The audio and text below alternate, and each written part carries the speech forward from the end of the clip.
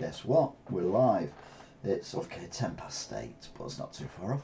And it's time for another exciting What a Week That Was, where we look at the news and discuss the news from around the world, including America and Australia. And we'll look at some amusing stuff at the end that makes me smile, because most of the news these days is awful about everything. Mind you, I think most news, as long as I can remember, has been pretty bad about various different things. Anyway, we will start at the beginning of the week, which for me is Sunday, because, well, it's just the way it works. See what I did there.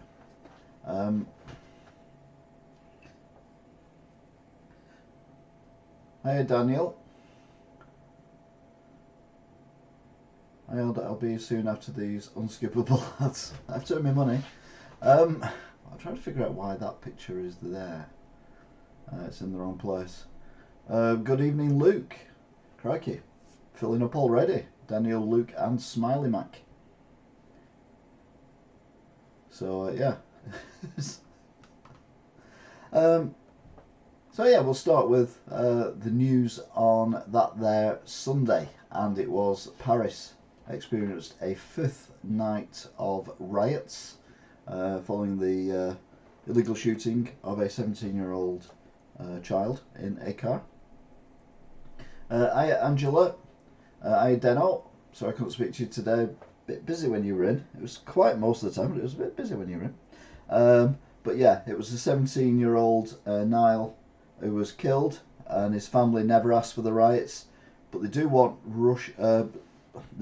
justice and sort out the racial issues that are prevalent in the police force in France. 2 minutes 30-second ads, both unskippable. Stupid YouTube. So yeah, you're all in. Everyone's in. Meanwhile, it was announced that yeah, it should not be too bad. Yeah, it was busy to begin with, then it went rubbish. But it was announced that Biden is coming over to the UK. Oh, it sounds exciting. Apparently we've got some good kicking. Oh no, sorry, no. He's just coming over to meet the King and I. No, he's not coming to meet me. What am I on about? Not meeting me. No, he's not meeting me at all. He's coming over to meet the King and Rishi, and then he's doing some other stuff in Europe, and that is actually should be occurring tomorrow. I watched a video about the TV remote. All right, okay, Daniel. Hi, Alan Barton. JT. Hi, JT, and Rach as well. Silence is outside enjoying the thunderstorms. She loves them. She's mad. It's my cat, by the way. Silence. I'm not just talking nonsense. Well, I'm talking nonsense, but that's normal. Anyway, that was. We might be doing the news, but anyway, we've just said hello to everyone. That was Sunday's news. I hope you can make it down the stairs safely. Well, I don't know whether he could have a Stana lift put in, but we'll have to wait and see. Well, let's be honest. Rishi is better than the other prime ministers we've had recently. I mean, it's not saying a lot, but it's saying something, I suppose. Monday came along, and it turned out that he had tried to overtake the Russian government, says ex-Wagner. Oh, he hadn't tried to take over the Russian government, says the ex-Wagner leader. Putin says that national support defeated him and his army. But yeah, it didn't, because we've already done that one. Why am I doing this again? This was last week. Ignore that. You've thrown me with all your stuff going on. No, we don't have the thunderstorms now. He's less bad, Smiley Mac. Rishi's less bad than the other ones. I didn't say he was good. I just said he's better than the ones that we've had so far. At least not every bloody news story is about how the Prime Minister's messed up something or other. Which brings us to Monday, and Israeli forces attack the West Bank, and this war just seems to be going on and on and on, and it's really disturbing. Palestinians say it's a war crime. and invasion. I kind of got to agree with them, but the Palestinians are not innocent in this either. So it's just very, very, very, very sad. The whole thing is in the situation it's in. Meanwhile, you won't believe this, but June was the hottest on record, and it beat 1940, which I don't remember, and 1976, which I do remember, and was very hot. Because I was so paranoid about my body at the time, I spent the whole of the summer wearing an overcoat because I didn't want people to see my arms. And guess what? You'll never guess this. Apparently, the supermarkets put an extra 6p per litre on petrol during the crisis of the fuel. Like, I haven't bought any petrol from a supermarket last year for months and months and months, and now I only buy petrol from supermarket in Tameside because Sainsbury's petrol has been for a while £1.32.9, has been as low as £1.30.9, and has been as high as £1.35.9. Whereas round here it's been 140, 146 and all that kind of stuff, and I go there anyway, so it's just cheaper to go to Sainsbury's in Ashton under Lyne than it is to actually go to my local petrol station. And I can't remember last time I went to Tesco or Asda except in an absolute emergency. But let's not be just pulling them up over the petrol. What about food prices? It has gone mental. They are just cashing in on everyone else's misfortune, and I think they should be held to task for it. At the end of the day, the supermarkets have come along. They've basically closed down all the independent businesses, from your butchers, your bakers, well, not necessarily candlestick makers, they'd already gone, that was electricity that did for them. But yeah, they basically destroyed the high streets all over the world, not just in this country, and now can do what they want with prices, because where else can you go and get fresh meat? Is there a butcher's in Wigan Town Centre now? I think the last butcher's may have shut in Wigan Market, or there may be one left, I'm not sure. And there's a meat van that comes round every Thursday and parks up on Market Place in Wigan, and sells fresh meat. But other than that, supermarkets, it's just a joke at the minute. He did make it more than some veg. That is true, Smiley Macrush. He isn't a total cloth head dandy fop, but he's still a parasite. Yeah, I'm not saying he isn't. He's not. One left, I think. Hi, Foxstar. But yeah, it's just shocking, and that they're getting away with it. And now they've been pulled up about the petrol. I'm like, sod the petrol. It's the other stuff that we need to worry about. We can buy petrol. I've been buying petrol. I went to the Shell station between Hindley and Wigan because it was cheaper than it was to go to the supermarket. It was a Shell petrol station. You know, that company that's making billions of pounds of profit was the cheapest one for petrol last year for a considerable length of time. So the supermarkets have got pulled up finally. But like I just said, they're screwing everyone over with the food. But where can you get food other than at a supermarket? All the grocers have gone. It's just a joke, the power that the supermarkets have got, and once again we're letting them get away with it. Anyway, that was the least surprising news of the week. Least surprising news of the week. Yeah, I'm sorry, I'm channeling Harry Hill there. No fresh fish in Wigan either. There is on a Friday. There's a fish van that pulls up on the old Marble, which is outside the Nationwide Building Society and Barclays Bank, that thing there. It's there every Friday. Wigan has a market, I had no idea. It's sarcasm. I love it. Tuesday. Tuesday was always a good day because it says day in it, and that means it's a day, and that's good. Sadly, it's not good. Although one good thing did come from it, and that's not this. What is going on with my thing? I'm going to have to go back to this picture. All my little pictures that I've lined up are all in the wrong order, so just excuse me. The Israeli starts to withdraw, from Palestine following their invasion, military thingamabob or whatever you want to call it, but it was definitely too little too late. Meanwhile, the Met Police decide that there may be something maybe to look into with the party that went on in 2020 in the headquarters of the Conservative Party, or something similar, called Jingle a Mingle. I mean, there was food, there was a really crap Christmas jumper, even worse dancing, and nothing else. They should be lined up against the wall for the dancing that they were doing. It was shocking. And even then, saying on camera, "Oh, I hope you're not filming this. We could get in trouble for this." But yeah, hopefully they do, and hopefully they'll get massive fines and/or slung in prison. It's good to me. Like, share, subscribe, and like a bell. Receive what doesn't mean. Meat Mart isn't too bad. I get bulk minks from. Yeah, but it's not in the town centre. That's what I'm on about. The town centres have gone. Meanwhile, those are dead fish, and they were caused by Thames Water. They released sewage in 2017, which killed thousands of fish that we know of, but possibly thousands and thousands more. And they were fined for £3.3 million. Not only because they released the sewage, but because they misled the investigation that it was them, and then they only admitted it later on. This is Thames Water that's also in the process of going bankrupt, which has got the monopoly of, was it 15 million houses or something stupid? No, it's not 15 million houses, is it? Yeah, it might be. Yeah, 15 million. It's got certainly the largest amount of customers of any water company.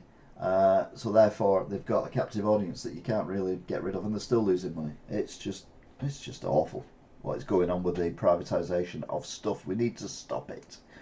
Someone I never took to, right from the word go.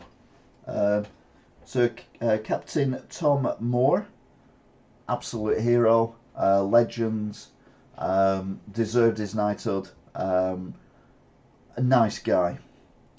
His daughter, nah. Turns out now that the charity that was set up in Tom Moore's name is being investigated for questions about the funding and where the money's gone. Something to do with something that was built with the money raised that was meant to be for helping people in the local area, but then it was turned into a spa. So I don't mean the shop, I mean a spa as in where you get all beautified and stuff on your face and things like that, like mud and things. What week is this? That jump is very 70s. Yes, it was. Wigan Town Centre. It's not just a demolition site. That's a fishy tale. Let's just as does Wigan actually exist? Wigan? Is that a kind of disease? No, that's when you're covering your bald head up. Wigan. Anyway, the family being questioned about irregularities. Bit like what's going on with the SNP. Meanwhile, in Afghanistan, the Taliban have ordered beauty salons, hairdressers for women, etc. to close before the end of this month, we're now in July, and not reopen again, therefore taking even more of the freedom away from the women of Afghanistan. I mean, the Taliban generally are absolute unparented people. But they have done some good as well, which I never thought I'd say. Something along the lines of they've kind of destroyed the opium trade from Afghanistan, although that means that more people are actually starving in the countryside because that's what they lived on, the opium trade. But then doing stuff like this, they won't let women go to schools, secondary schools at all, universities at all. And it's getting to the stage now where the women are frightened that they're going to be just kept at home, basically chained to the kitchen sink. At the moment metaphorically, but the way it's going could be literal as well. Anyway, hopefully things will sort themselves out for the women of Afghanistan. What we got in there? Just wanted more and more. Should have put another more on then. More, more, more. How do you like it? How do you like it? There was an elderly lady who did walks around a village hall to raise money. Sadly, she has been forgotten. Oh, you remembered her? No, there was one in the paper, in the local Wigan paper. Well, it was 2 weeks ago, 3 weeks ago, because I write in a local Wigan paper, and yeah, she was doing inspired by Tom Moore, and Tom Moore was a hero. I mean, he was a war hero, but he was also a really nice gentleman. It's just a shame that the family seemed to be dragging his name through the mud. Talking of families and what was going on, I mean, they're talking about the Scotland breaking away from the United Kingdom and having a referendum about independence and all this nonsense that the SNP are coming up with. Ironically, just mentioned them already. So what does King Charles do? He goes up to Scotland just to really rub their nose into it that he's their king. So there were some people outside shouting, "Not my king, not my king, not my king, not my king." Smiley Mac, my phone is overheating. I'll carry on watching you on TV. Well, I don't know why. I mean, I know I'm hot stuff, but I've got my shit on today, so that should cool your phone down a little bit. Jeez. Anyway, yeah, he goes and rubs the faces in it by basically claiming the crown jewels of Scotland. Ergo, you can see on the cushion of, well, the cushion that's holding it. And he will not wear that crown though. They just show it him. Here's what you could have worn. It's a bit like a really crap case of Bullseye, 1970s/80s naff TV show from Britain, where contestants who generally lived in high-rise flats because they were very working class and played darts could win things like a speedboat or a caravan. And if they didn't win it, he'd show them what they could have won anyway. Here's what you could have won. Well, here's what you could have worn. It was very, very weird, the bits I saw. The service for the King of Scots was actually very nice. The music, brilliant. I wouldn't know because I was at work at the time. The joys of working for yourself. Thousands went to the funerals of those killed in the West Bank by the Israeli troops and their invasion. And the SAS is under investigation, which is our troops, for possible war crimes, including executions, in Afghanistan. So inquiries are ongoing. It's been on and off a little while, all this, but apparently it's raised its head again. So we'll see what happens. And I don't know about anyone else, but I am so fed up of the Muppets who call themselves Just Stop Oil. I mean, they're absolute arseholes. There's no other word for it. Posh little rich kids who've got nothing better to do. Okay, this is an old guy. He's probably the dad of one of them. But they're not working class. They're not poor. All these people are rich. All these people live in fairly big houses. Whenever they're interviewed on TV, they're very, oh yes, well, what? Yes, well, we're doing this and we're doing that. They're very posh. And their cause, I get. I kind of agree with what they're on about, i.e., you know, we need to stop the planet overeating and all that kind of thing. But a tennis court, cricket grounds, where else have they been? Oh, snooker. Who could forget the snooker? The golf. I mean, these people are absolute arseholes. I mean, there's literally no other word. Well, there is, but I can't say it on here. The crown is too small. apparently, Deno. Yeah, well, he's got a big head. And these people should genuinely be locked up, or just send them to Beijing and say, right, if you want to stop oil, this is one of the biggest polluters. And then people say, well, China's doing more than other people are doing. Yeah, but they're also creating more CO2 that is perceived to be the reason why the planet's warming up and we're getting weird weather like currently today. While I've been on here, nothing's happened outside, but my little thing at the bottom telling me what the weather is has gone from cloudy to thunderstorms to light rain, and literally nothing's happened. The weather is messed up, I get it. But doing stuff like this, I mean, what is stopping a Wimbledon match actually achieving, apart from getting these people hated even more?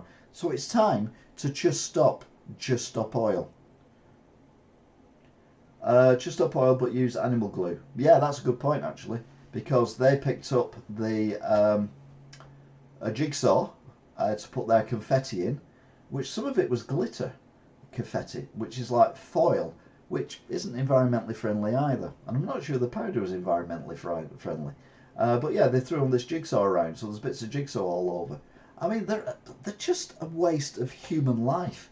If they've got this much time, why don't they do something, you know, important, like maybe help the homeless, or go into schools and be teaching assistants, or do something nice, or learn how to be a train driver, so that more people can use the trains because there's more drivers and therefore less people use cars.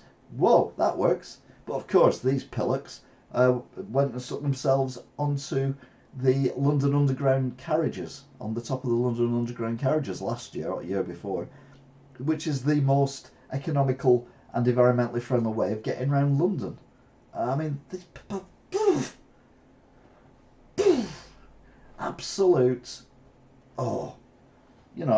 hate is a strong word, but I fucking hate these people. There's nothing about them that is endearing. One of them was on, one of the people who kind of funds it was on Question Time this week, and the nonsense he come out with, you're like, for God's sake, mate. If the whole country, I've said this before, so I apologise if I'm repeating myself, but if the whole country, i.e. the complete United Kingdom, just instantaneously disappeared off the planet, i.e. we all vanished, the country vanished, everything in the country vanished, it was just gone, it wouldn't make any difference whatsoever to global warming. We are that insignificant. Our country is so small, you could lose it in a state in America and you could pretty much choose any state, except maybe Florida and Hawaii. But other than that, any other state. I mean, if you chuck us in Alaska, you'll never find us. So that this whole nonsense that they're doing over here is just baffling, and they are so misguided. I just hate them so much. It's too logical and would mean using the brain, so they won't do that. Good point, Foxstar. I want to know how they get to the protest. Yeah, someone said they wanted to join Just Stop Oil because it's the only way they can get tickets to actually sporting events. I'm waiting to see what they do for the Grand Prix tomorrow, because 100% they're going to be at the Grand Prix tomorrow, even though they're using facial recognition. Anyway, we've moved on, as things do, in more ways than one. In fact, Threads. If you don't know what Threads is, you've been living in a rock, or under a rock, not in a rock. That'd be difficult, unless the rock was a mountain and there was a cave in it, which technically would be a massive rock, so you could live in a rock. But anyway, if you've been living under a rock, Threads is a new platform to rival Twitter, and I've been on it thus far already. My first thread was, let's have a look. It was brilliant. I must admit, I'm a genius at this thread stuff. How do we get on me? There we go. Threads. Yeah,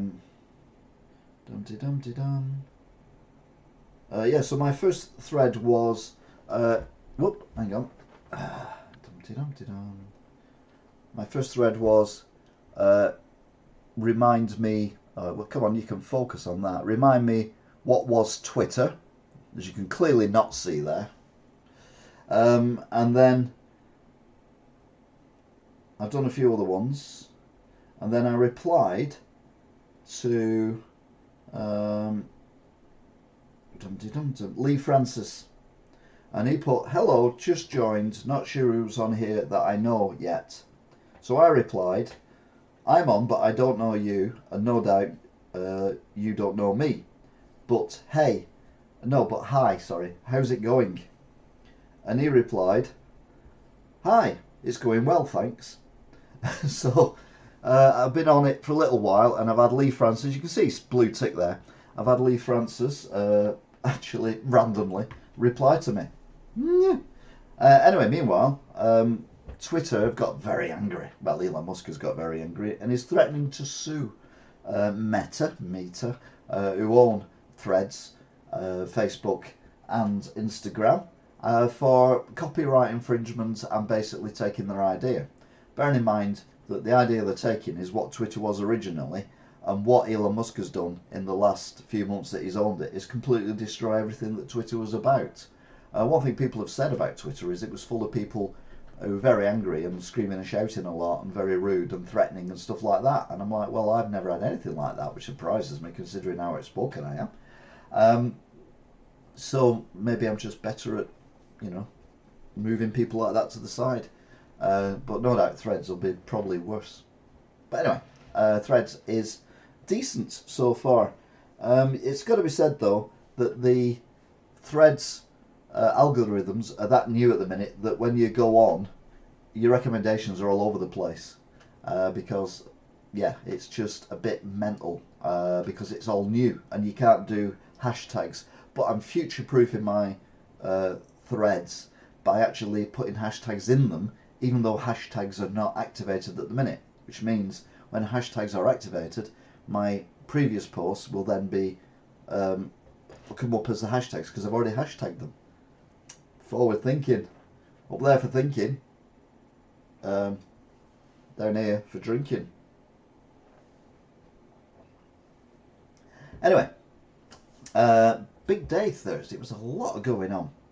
The leader of the Wagner group has not been seen for ages, and people are, I wouldn't necessarily say concerned about him, but the leader of Belarus, he's the guy's. I mean, he makes Putin look sane. He said that the leader is not in Belarus. He might be in Moscow, or he might be in St. Petersburg, or he could be elsewhere. I mean, genius. Hashtag the hash. Oh, whoa, calm down a little bit. But yeah, it's he's a bizarre. I think all Soviet leaders are a little bit bonkers.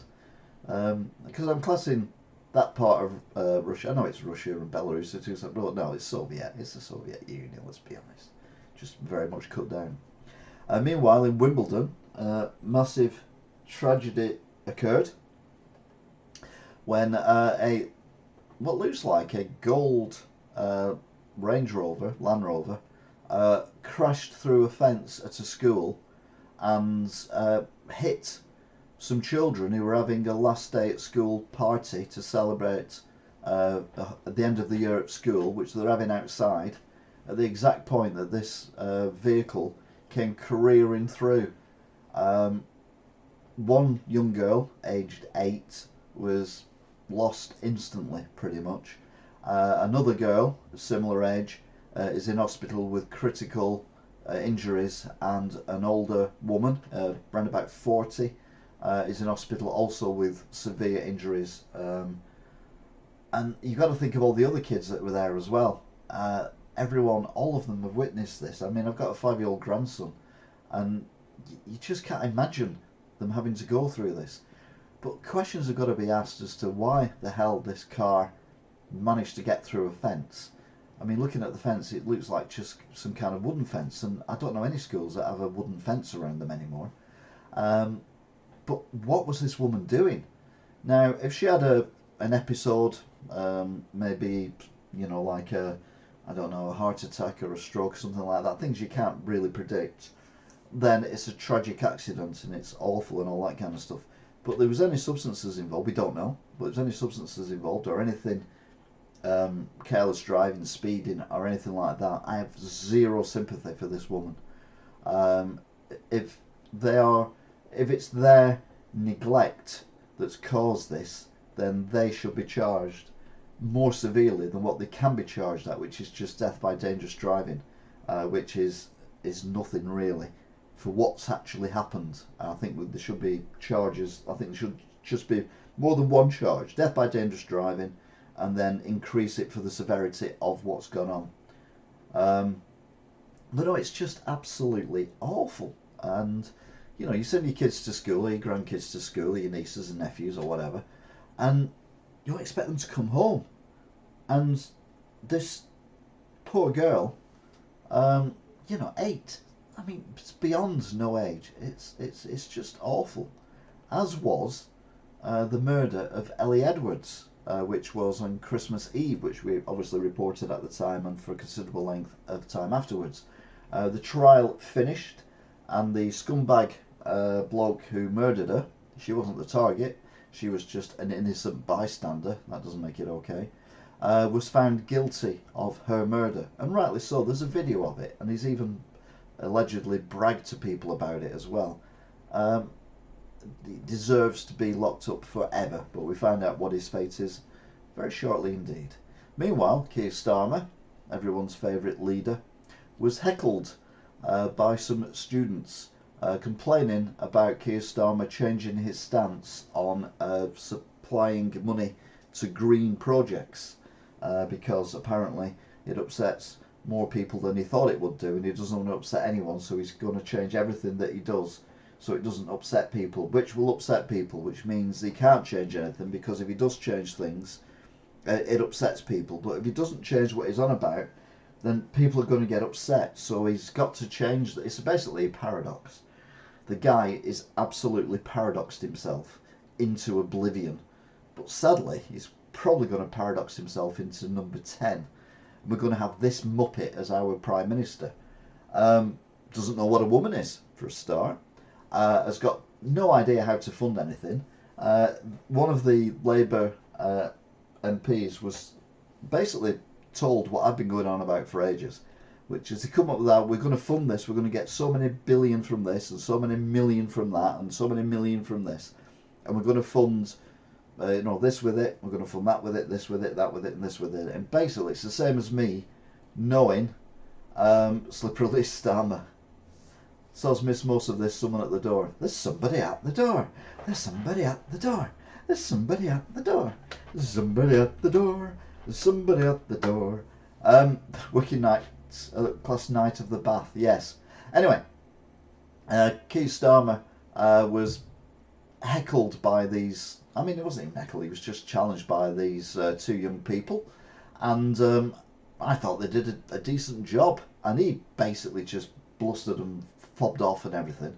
And yeah, he's going on about how he's going to make education better by putting money into it. Where's the money coming from? Oh, it's coming from we're going to tax someone more than what we do already, so we're going to get the money from that. But hang on a minute, you're going to use that money to do the energy companies that you're going to make from nothing to save people money for the energy. But you're also going to use that money to increase the military. Because obviously the world's changing, so we need a bigger army again, so we need to spend money on that. But oh, hang on a minute, but you're also spending that money on making the country greener by having more cycle lanes and bus lanes and things like that. Oh, and aren't you spending that money on? And basically, it's one of them things, like I was saying before, when your granny or whatever rings you up and tells you they're going to send you £100 for your birthday.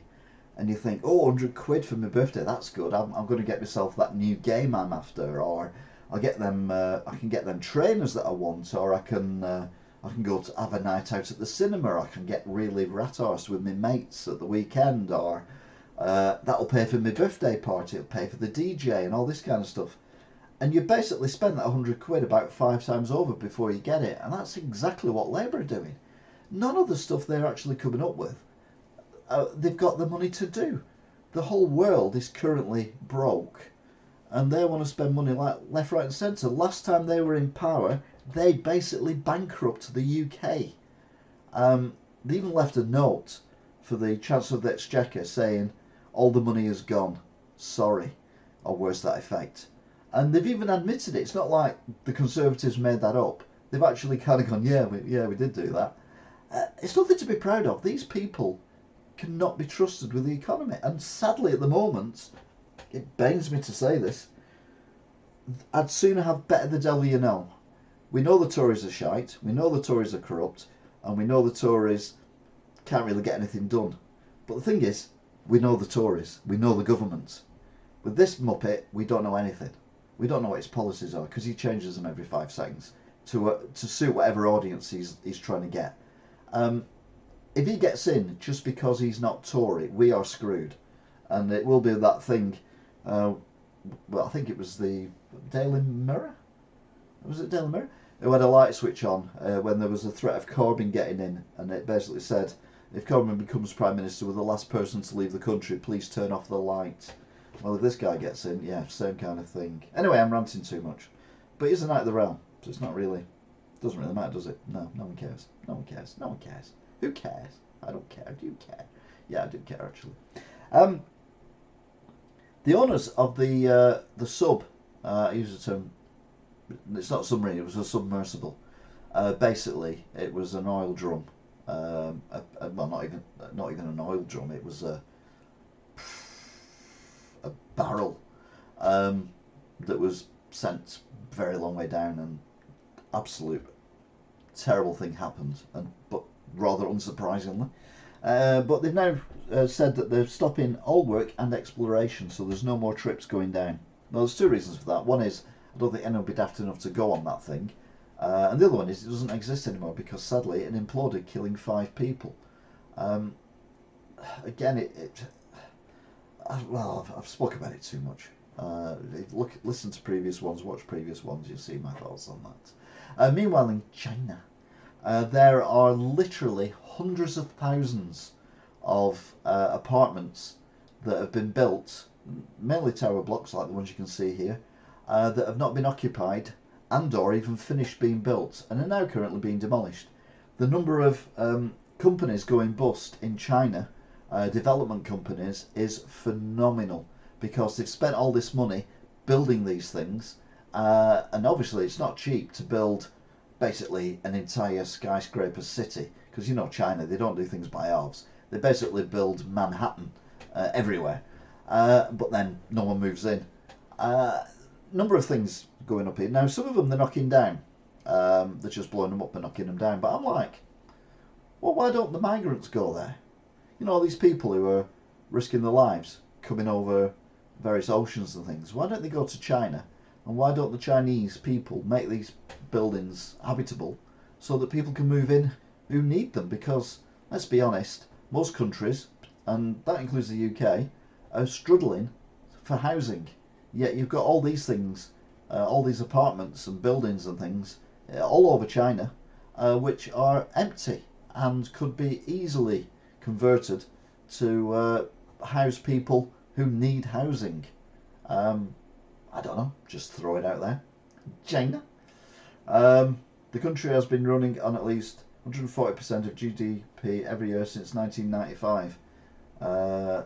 Tax income, not GDP. Alright, yeah. Of course, that's what all governments do. But it'd be like 200% if Labour got in. So yeah, we would be screwed. Yes, at the migrant thing, we're actually full. Yeah, I mean, it's I don't want to come across as being someone who says, you know, all migrants, no migrants are welcome and all that kind of thing. There are people who genuinely deserve it. But I mean, if China can build all this stuff in China and it's there and it's just sat there doing nothing, then why can't they be used for humanitarian cases? It might even help China's, what's the word, profile in the world if they did something like that. You know what? We've got this city we built. There's no one in it. It's near enough finished. Give us a few months, we'll finish it, and we can house 300,000 people in this city. No bother at all. And you know, we'll sort them out. So instead of sending them to Rwanda, maybe send ours to China. And say, look, you've cost us a lot of money with the COVID thing and everything, so it's time you paid a bit back to society and to the planet. And as I say, earn some kudos points. But yeah, it is weird. There are videos of these things being knocked down and on YouTube and all that, and it is literally Manhattan. They're just leveling in one go.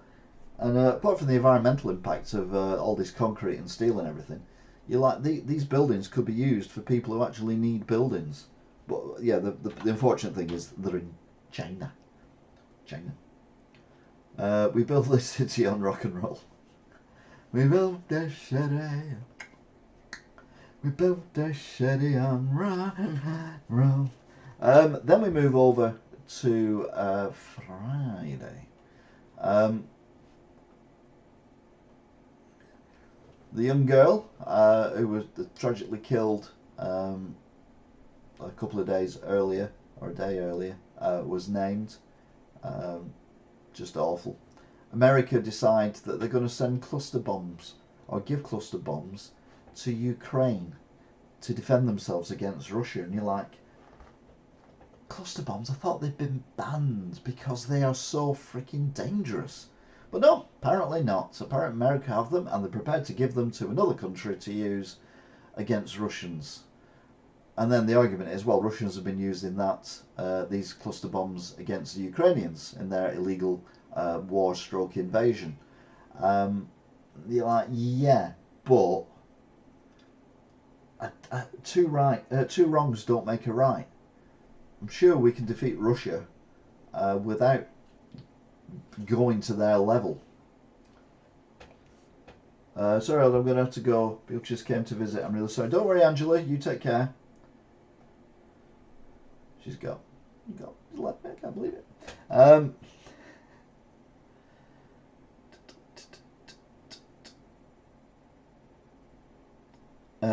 The driver of the Land Rover was released on bail as well. I missed that. The leader of the Wagner group is still missing, but Annie. Thanks, Angela. Me too. If America have guns, the miniature ones are les guns on a bigger gun. Bye, Annie. Hi, Annie. Bye, Annie. Angela's got to go. She'll be back another time. But yeah, we've found out why the leader of the Wagner group has disappeared, and that is because he's a master of disguise. The only thing is, I look at these, and you know the first thing that comes into my mind?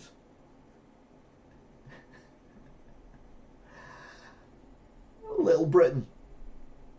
He he just looks like he's making a guest appearance on Little Britain. It's bizarre, but these are his disguises, so he wouldn't get shot. It's I mean, I'm trying to figure out what they all are.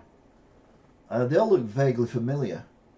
Oh, everyone say goodbye to Angela. See you, Angela. Goodbye. Thank you for watching. Hello to Angela's visitors. If you're not watching or whatever.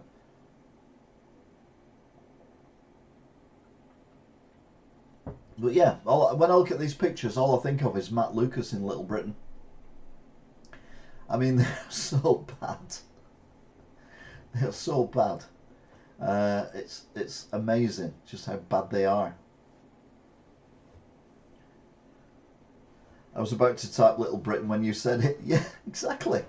It's just like, I mean, a master of disguise. I mean, you know, if you walk past that down the street, you wouldn't think anything, would you? Really, you wouldn't think he was the leader of the Wagner group and a mass murderer, stroke war criminal, stroke chef. You wouldn't think it. Them wigs are from a catalogue. Yeah, I think the bottom left one, I think he's put the wig on upside down. I think either that or his head's, maybe he's turned his head around. But yeah, it's just very, very strange. And what's even stranger is the fact that there's pictures of him in the disguises, which means if someone sees him in the disguise, they'll recognise him because there's pictures of him on the internet in the disguise. It's like the worst disguise ever. It's like saying, everyone in crew hates me because of the video I did a few years ago. So I'm going to tell people when I'm going to crew. I mean, yeah, no, it doesn't happen like that. So not that I'm anything like the Wagner group. I just said it. Crew reminded me of the. No, if you want to go somewhere with the personality of a rotted sheep, you could go do a lot worse than go to crew. Well, hang on a minute, no, you couldn't. And the people at crew got very upset about that. Some people in crew, most people actually thought it was hilarious, but some people don't have a sense of humour. But whoever said that this guy, yeah, you look absolutely amazing. No one will recognise you. I know what the top one looks. Top left. It's been doing me head in who he looks like. Elton John. That's definitely Elton John. Top left.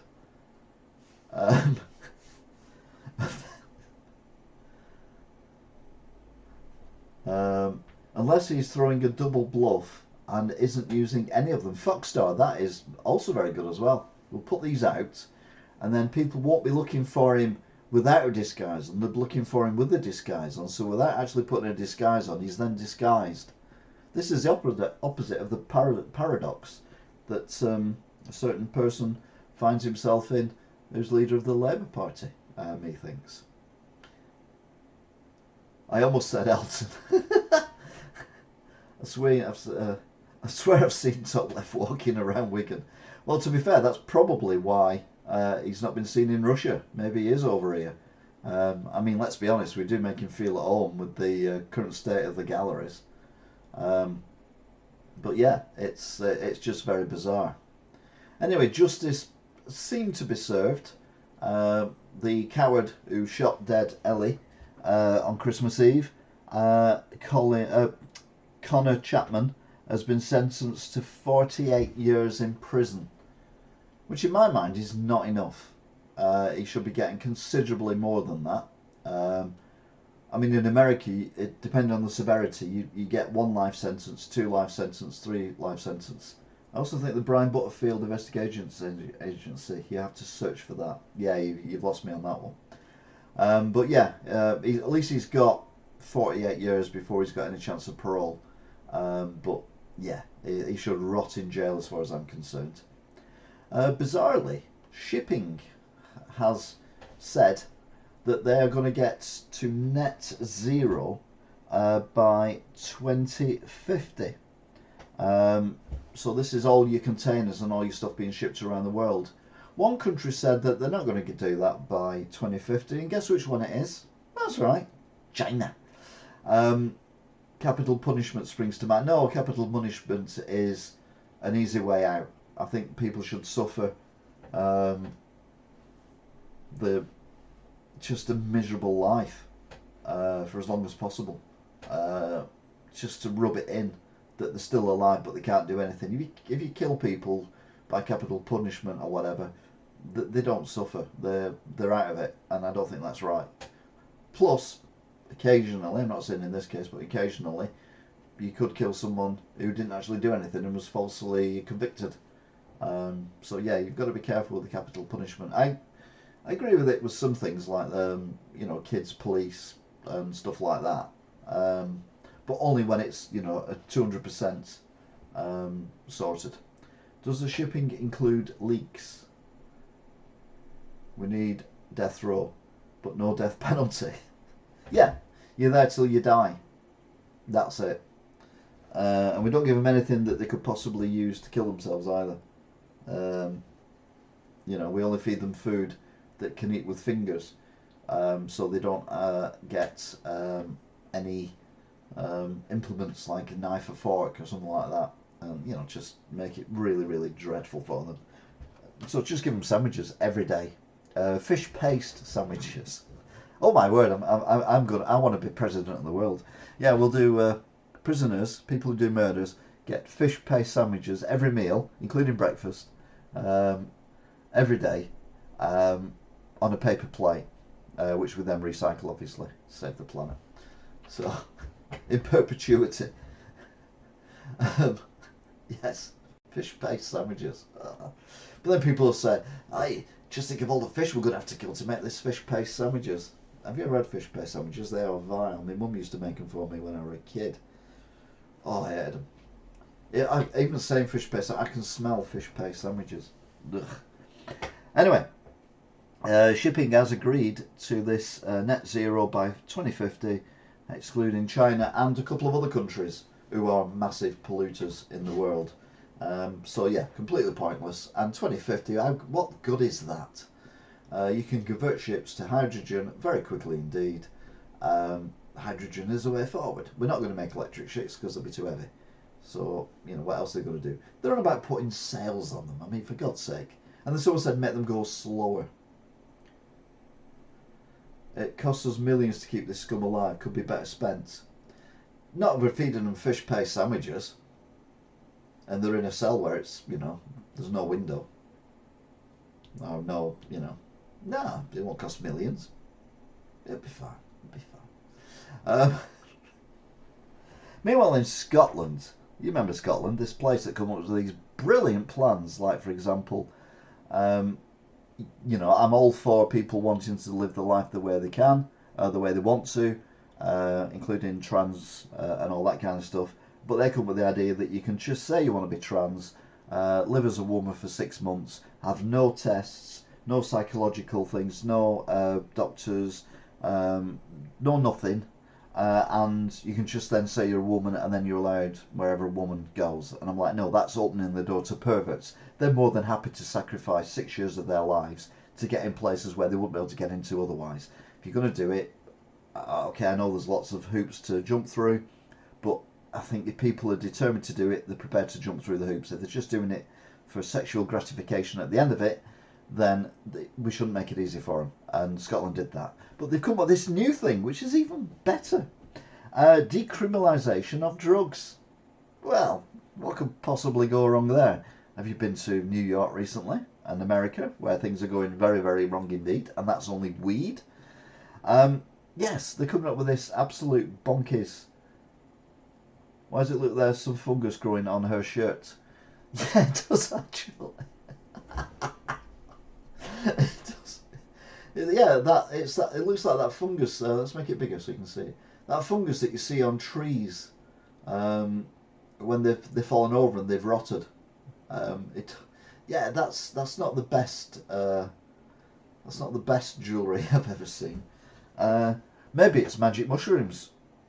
More of them later. But that's Australia. They're as mad as the Scottish. Meanwhile, and this started off as local news, but then ended up being national news, although it wasn't reported in the national press. Portugal decriminalised all drugs, and it's gone very well for them.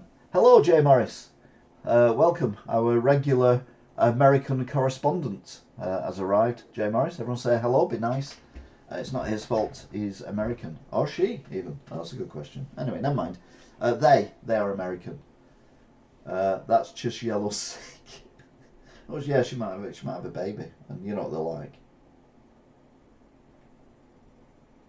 So yesterday, I got a message off my daughter. Not seen or heard from her for like 2 weeks, and it was just a link to a Facebook page, but it didn't work. So I went back and went question mark, got nothing back. Eventually got the link to work, and it was telling me that the Empire Cinema in Wigan, the only cinema left in Wigan, was closed with immediate effect yesterday morning.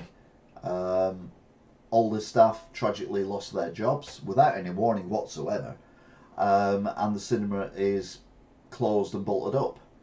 And I'm like, well, that can't be right. But it was on their page, so I did a bit more hunting around and found out it was correct, and it made me angry. Not because Empire Cinema has gone bust. Turned out it's not just ours, Empire Cinema, it's most of the Empire Cinemas. The company's gone into administration. If they can't find a buyer, the remaining cinemas will be shut as well. But I've been saying for a considerable length of time that Wigan Council's decision to build a brand new shiny cinema in the town centre with little or no parking anywhere near it is tomfoolery at best. Good use of the word tomfoolery. I haven't used that for a while. I may have to keep that one. The cinema has had its day. People do no longer go to the cinema in the numbers they used to do. I'm not saying that no one goes to the cinema. I know Luke Marsden, he's the guy who opened my shop and was on Big Brother 15 years ago and does various other things around Wigan. Writes a column in the local paper. Is that thunder or is that someone falling over next door? Thunder. Said, well, we got rain. Now it's saying rain on my little thing. Goes to the cinema. The Empire Cinema's got nothing to do with Wigan Council. The Empire Cinema is an issue with cinemas.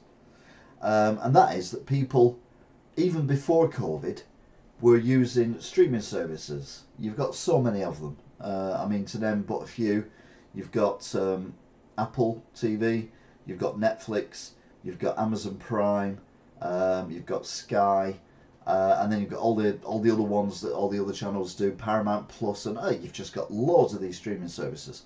And for a fraction of the cost of going to the cinema for 2 hours of entertainment, you can have 2, 3 or 4 of these for a month. Multiple programs. Plus, you don't have to put up with people snogging on the back row, kids throwing popcorn around, people on the mobile phones all the time, all that kind of nonsense that goes on. You don't have to pay extortionate prices for the popcorn or the drinks or anything like that. So the cinema experience is on a downward spiral. And then people say, well, you don't go to the cinema anyway, so you don't care. I care about jobs and I care about people enjoying themselves. And if you can't do that because all the cinemas are shut or whatever, then that's bad. You know, I don't go to pubs. Doesn't mean I want all the pubs shutting down. That's ridiculous. But this cinema they're building in Wigan Town Centre, even before COVID, I was saying, whoa, are you still there? My telly's just reset. I think we've just been struck by lightning. Hello? Oh, yeah, we are still there. The telly just completely went off. Everything flashed. Thunder. That completely threw me. But even before, yeah, well, I'll say before COVID. Yeah. But the thought of spending all this money on a cinema is ridiculous. If you watch my Wigan Watch, you'll have seen my little rant I did. That a lot of these places, some people just can't afford anymore. That's right, because cost of living crisis and all that kind of stuff. I only go to the cinemas with the recliner seats. Can't do the tight stadium seats. Yeah, I know, Alan. I know that's your point, that it's the one in the Wigan Town Centre that's the issue. But the way I look at it is, if a cinema that's established, okay, it might not have been the best cinema in the world, but if the cinema, that was Thunder, I heard it here, yeah. Bring back the ABC cinema on Station Road. That'd be difficult because the Grand Arcade's on there now. But the problem you've got is, if a cinema chain, and there's two of them that have gone bust in the UK, you've got Cineworld and you've got Empire Cinema. Within 10 days of each other have gone, pretty much. And it's very unlikely anyone's going to buy them. You've got Odeon. If you listen to, I listen to Radio X. If you listen to other global radio stations, so like I think Smooth and Heart and things like that are global, they're probably advertising on there. The Odeon Cinema is advertising that they are a cinema.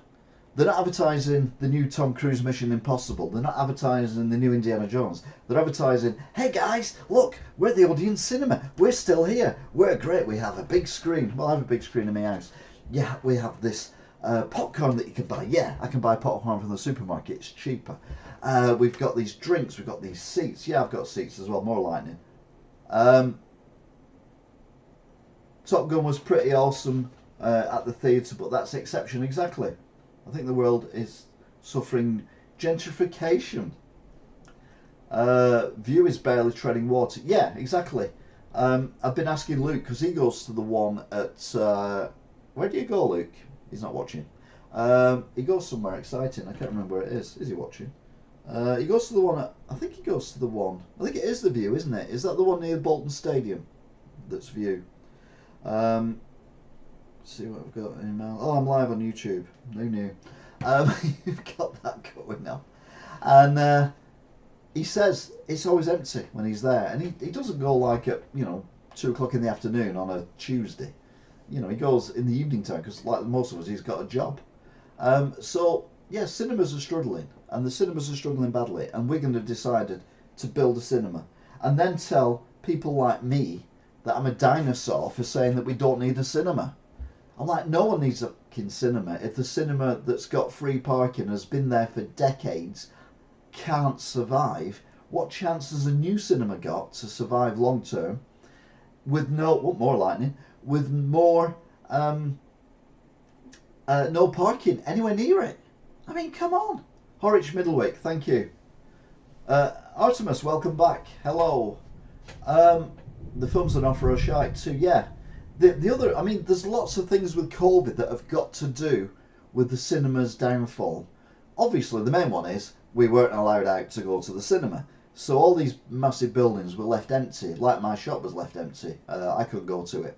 They got the grants. I didn't necessarily agree with the way the grants went because pretty much everyone got the same grant regardless of the size of the business, which was great for me, but not necessarily great for Empire Cinema. Yet we had furlough, so if you had staff, they could get a percentage of their wages without working and all that kind of thing. So the government did, quite a bit. But the problem you've got is people got used to not going to the cinema. They weren't going before anyway. Numbers were dropping, but they got really used to it, and they subscribed to Disney Plus, Netflix, and all that kind of stuff because it was easier. It was cheaper. I thought everyone in Europe rode the bus or train. Jay Morris, you're a funny guy or lady. You're a funny person, human. I don't even. Oh God, I don't know. Oh, can of worms, massive. Anyway, so yeah, cinemas have been on their arse for a considerable length of time. Cine World has gone bust in America as well, Jay Morris. You'll know that because you're in America. I don't know how other cinemas are doing in America, but obviously with COVID as well, they couldn't make films. They couldn't edit films. They couldn't do anything. They couldn't do anything where there was more than one person trying to sort something out for films. So the films industry kind of grind to a halt as well. So not only are the cinemas not open and not earning any money, the filmmakers can't make any films. So we're now getting the knock-on effect of that because it takes a while for a film to be filmed. Yeah, it takes a while for a film to be edited, produced, and then have the music put on it and all that kind of stuff, and then distributed around the world. It takes time for that to happen, and obviously COVID was only 2 years ago, so we're now getting the films that we should have got before COVID, like the last James Bond, Top Gun, and things like that. So all these films are coming out now, but the problem you've got is that people don't want to go to the cinema to watch them. You're alright, Silence. Don't worry, it's only a thunderstorm, matey. You'll be fine. At least Taco Bell will make a killer on match days. Apparently the location got chose due to the stadium being used all year round. Alright, okay, that makes sense. I thought maybe the new cinema in town could show the Shark Show Wigan Council discussions. Yeah, just live stream the council debates, which don't exist. Because you've got to, if you're a Labour council, you've got to vote to whatever the thing you say. But we're not talking about Labour. We're not talking about Wigan. We're talking about cinemas. And yeah, I don't believe that cinemas necessarily have a future anywhere. I think there might be like 1 or 2 cinemas within an area, i.e., maybe 2 or 3 in Greater Manchester, and people will go to them when they choose to do so for a big event. But yeah, it's so out of date, and me getting told that I'm 15 years out of date, 6 months to 1 year on the fast end of the edits. Yeah, exactly. That's what I mean. It takes time to make these things. So there's a backlog of films being produced and sorted out at the minute.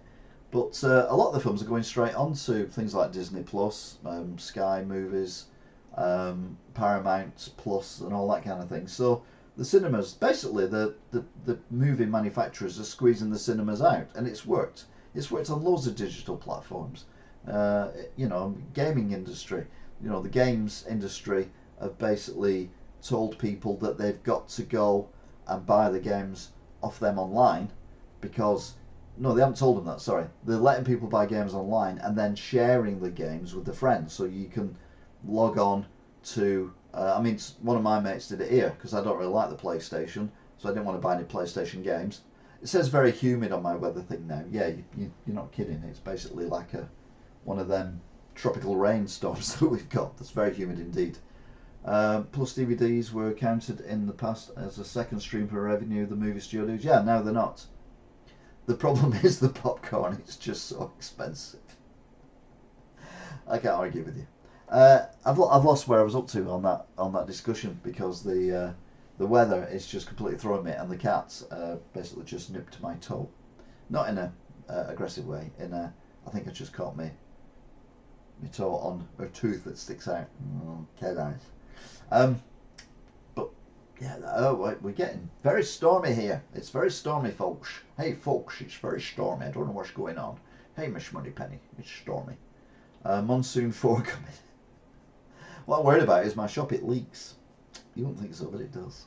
Anyway, yeah, cinemas and people not going anymore. It's sadly the situation we are in, and COVID has definitely accelerated the decline. And to think that it's a good idea to build a cinema anywhere at the moment is ridiculous. And yeah, cinemas will only be used for events that are pretty spectacular, and they may end up being like stadiums. Maybe these new arenas that they're building, they may have cinema in them, because obviously they've got the sound system, they've got the seating and everything else, so you could go and watch a movie of some sort with 5,000-10,000 other people at an arena with state-of-the-art stuff. But it's like an event that's only on once, or maybe for a week, and then that's it, and then it's back to doing rock or whatever. But yeah, the era of cinemas has gone. Back, internet went down. Oh yeah, lightning strike. Yeah, my telly went off, and I thought I'd lost you, but turned out I hadn't, which is good. Anyway, I've been on for an hour and I'm still on the blinking news. It's unusual. I need to rattle on after this. That brings us to today. Rishi Sunak, our inglorious leader, or Rishi Rich, as I like to call him, said we discourage cluster bombs, but we will continue supporting Ukraine in other ways. And I'm like, yeah, I agree with that 100%. I don't agree with cluster bombs, but I agree with supporting Ukraine. And then the last thing on the news is the family of the young girl tragically killed at a school leaving party, or end of year party, said that she was adored and loved by everyone who knew her. And I'll be honest with you, most people who pass away young generally are referred to as that, although I do like it occasionally when there's a picture of a young lad who tragically has lost his life somewhere along the way. He's got that cheeky little grin on him, and you're like, you can't really say that this lad's going to be. And they say they had a lot of character, and you're like, yeah, that's being honest, and I like that. The BBC, controversy surrounds the BBC yet again. Apparently, one of their stars has been alleged to have paid £37,000 for explicit photos of a young man who was 17 to begin with and is now over 17 over a period of time. The BBC are looking into this, and the star has been suspended from the BBC and will not be appearing in any shows anytime soon, although apparently they weren't due to appear in any shows soon anyway. And a few stars have rushed out to say it's not me, including Ryland Clark and, bizarrely, Jeremy Vine. Who can it be? Who is it? Who can it be? We don't know, but we will no doubt find out in time. Now, the weird thing is that if you want relations with someone and they are over the age of 16, it is perfectly legal to do so, as long as they agree to it, obviously. However, obviously, if you're considerably older than they are, a la Philip Schofield, it is frowned upon somewhat, and rightly so. But even if you are in a relationship with someone when you're 16, 17, in a very intimate way, shall we say, regardless of gender, it doesn't really matter, and you send a picture of yourself in a sexual status, you can actually be prosecuted for producing child porn, because illegally, and I mean legally, you can have sex, but you cannot have images or make images of anyone under the age of 18 that are sexual in any way, which always baffled me a little bit, because it's like, you can actually do the deed, but you can't photograph yourself doing that. I know why they do it, I get it all. It's just one of them little quirks of things. It's a bit like, a lot of children can't buy, a lot of teenagers, 17-year-olds, cannot buy Call of Duty games because they're 18 certificate, but they can join the army and shoot a real gun. I'm not saying they go into combat or anything, but you can shoot a real gun in the army, but you can't buy a computer game. So yeah, there are some anomalies and things like that. But because this person was under the age of 18 when the first pictures were taken, and the amount of money, and the person's who's given the money status, obviously lots of questions are being asked, but we will no doubt find out who it was and what they were doing and why they were doing it, although we know why they were doing it, in future weeks. So we wait a bated breath. And please don't speculate, by the way, in the comments, who you might think it is. Please do not do that, because I do not want to be sued by anyone. Although technically I'll just shove them onto you and they'll sue you, and I'll delete and block you. Anyway, that is it for the world news, which brings us to America and my la la la la la America. What's going on in America? It's probably gun crime in America, because that's what they do in America. For God's sake, America, sort gun laws out. Now, last week we had some horrendous shootings, which were, what the hell is going on there? Which were caused by stray bullets, and that was acceptable, it would appear, in America, because, well, stray bullets are just one of them hazards, aren't they? You know, like a bird pooing on you, or standing in dog muck. In America, you get hit by a bullet, it's a stray bullet, it doesn't really matter. But yeah, it's still going on even this week. 2 women were shot by a stray bullet while riding a city bus in the Bronx. What was that? America cannons, yes. 2 women were shot on a city bus in the Bronx on Saturday. Police says the BX4 was at Westchester Avenue and Tinton Avenue at 3:21 p.m. when a man who was fighting with someone fired at another vehicle and missed, striking the bus. The 2 women were hit by a bullet intended for another car. Well, that's all right then. Let's not worry about it, shall we? Because, you know, it wasn't aimed for them, so it doesn't really matter. I mean, this is a logic. A bright buck moon is coming. Here's how to see it.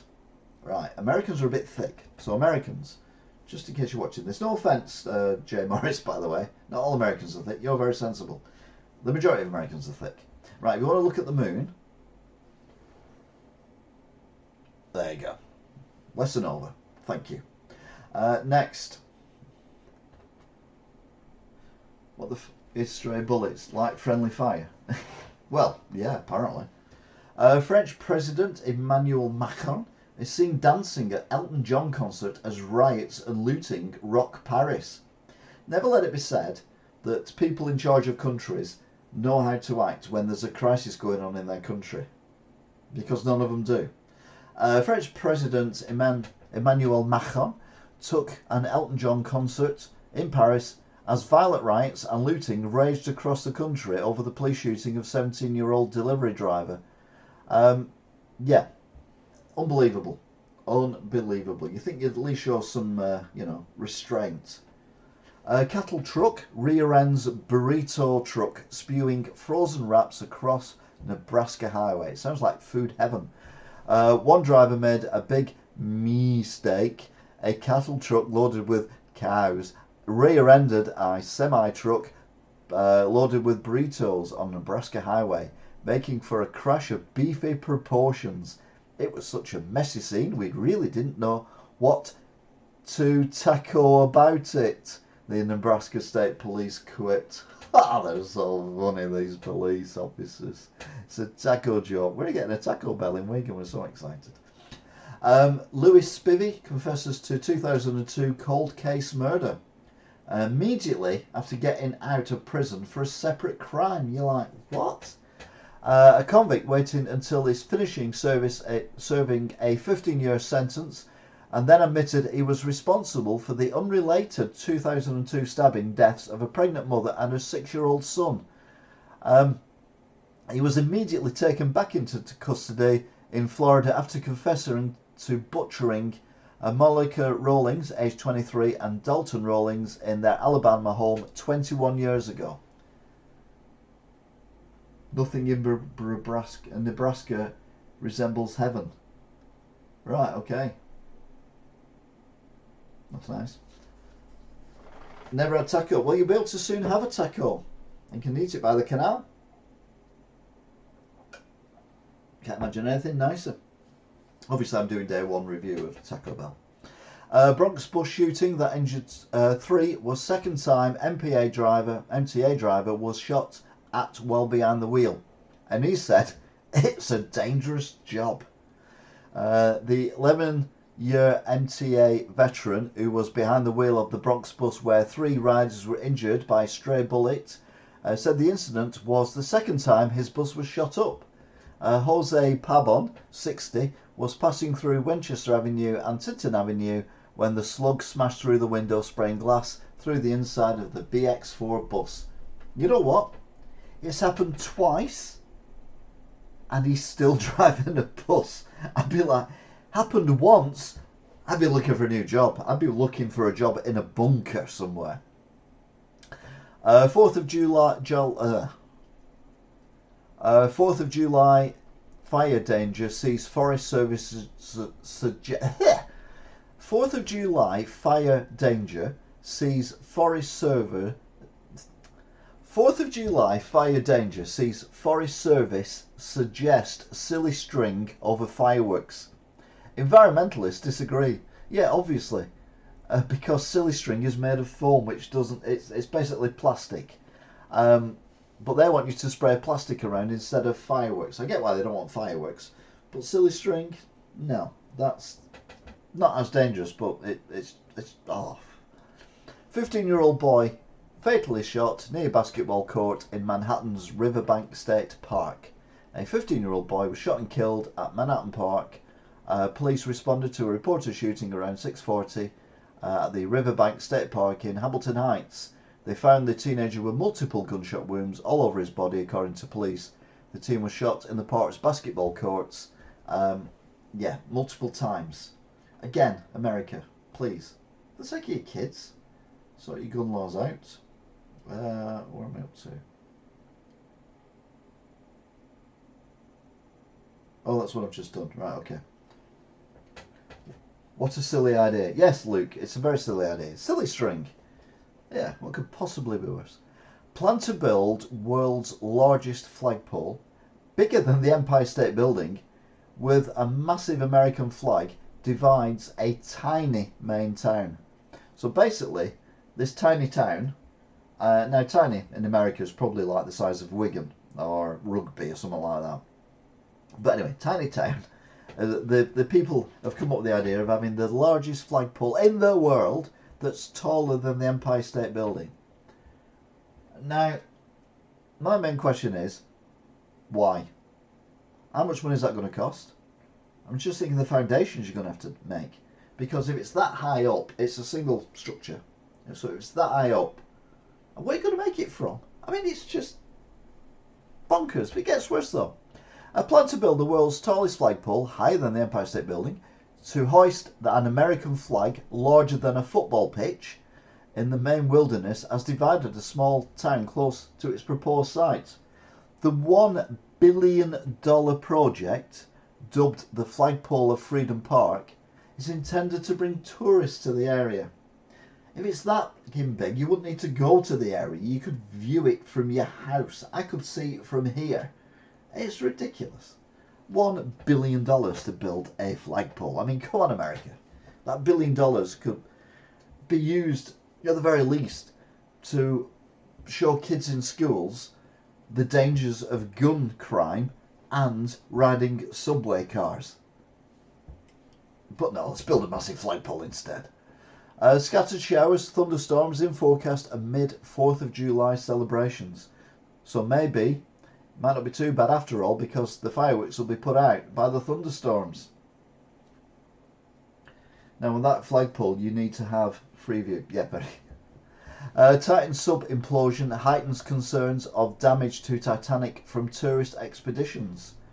The US authorities on Titanic artifacts say the tourist trips to the wreck risk seriously damaging the already weakened and decaying wreck.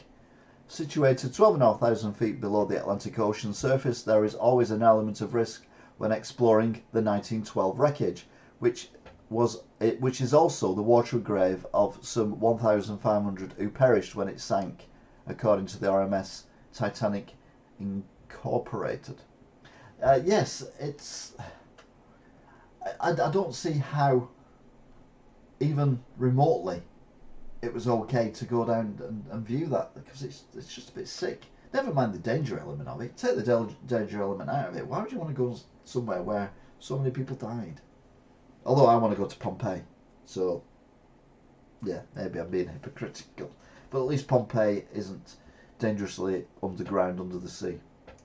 Baltimore mass shooting kills 2 victims with 28 injured, including 3 critically. 2 people were killed, 28 victims were wounded in a mass shooting, including 3 people who are in critical condition, police said. They confirmed the number of dead and injured during a press conference at the scene. Shooting took place in the 800 block of Gretna Avenue early Sunday morning. We need to leave the Titanic alone. We do, Deno. I mean, by all means, send down the odd, expedition to see how it's going.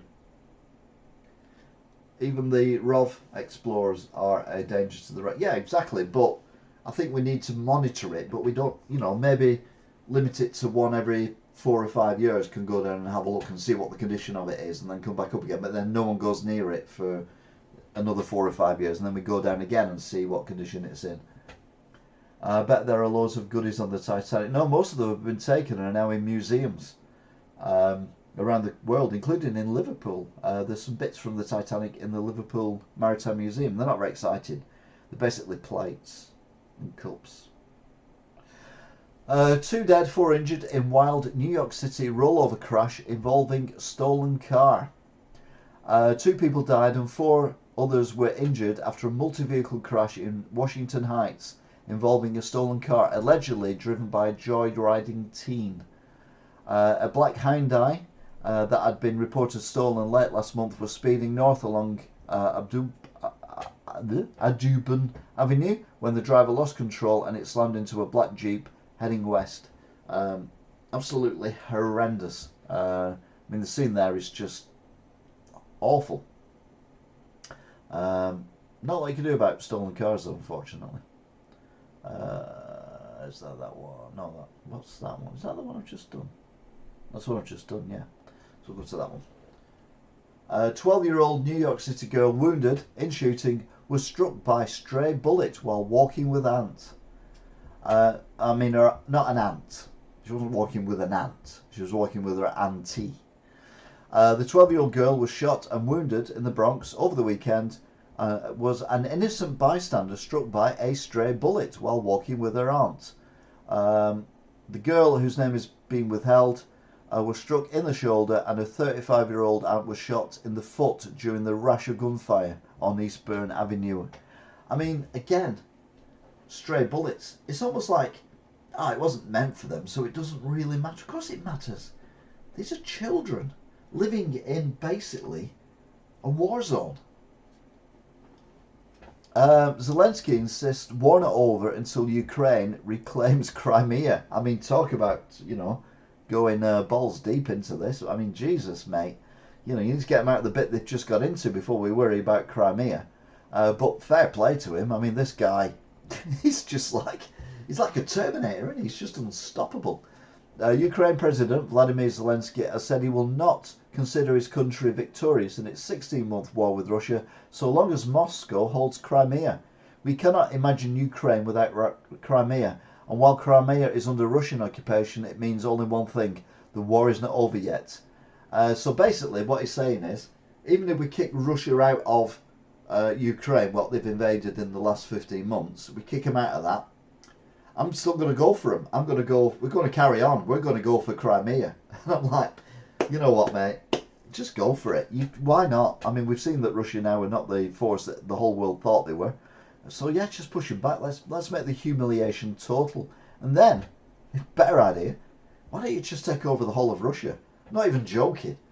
Zelensky taking over the whole of Russia and making it a nice, peaceful place would be amazing. It's never going to happen, obviously, but it would be good. Although, technically, he wasn't the best president before the war. But anyway. They need to lift the Titanic up to close this question. The problem is they can't lift the Titanic up because it's too fragile. It's been there 100 odd years. And it was too fragile anyway. I mean, there's a movie, Raise the Titanic. But that's because, weirdly, they thought the Titanic had gone down in one piece even though there are witnesses saying it's split in half.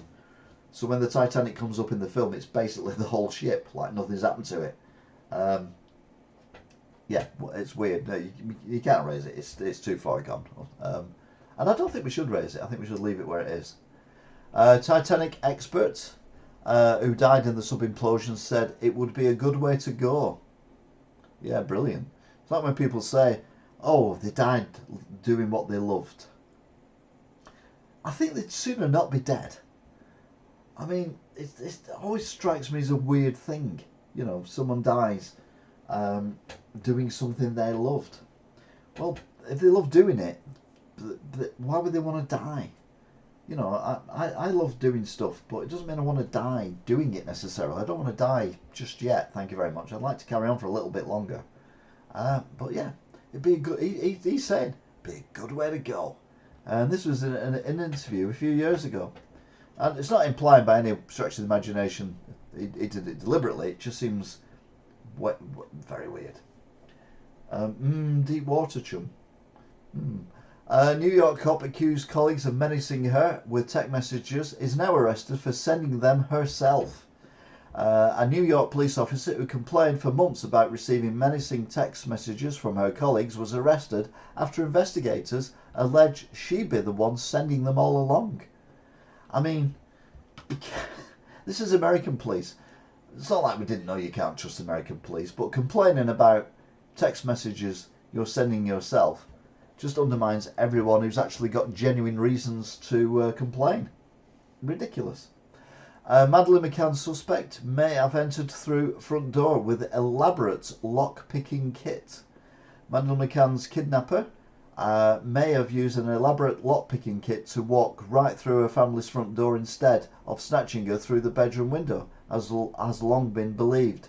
A key witness in the investigation claimed Christian Bruckner, the prime suspect in McCann's 2007 disappearance, could easily break into common European locks.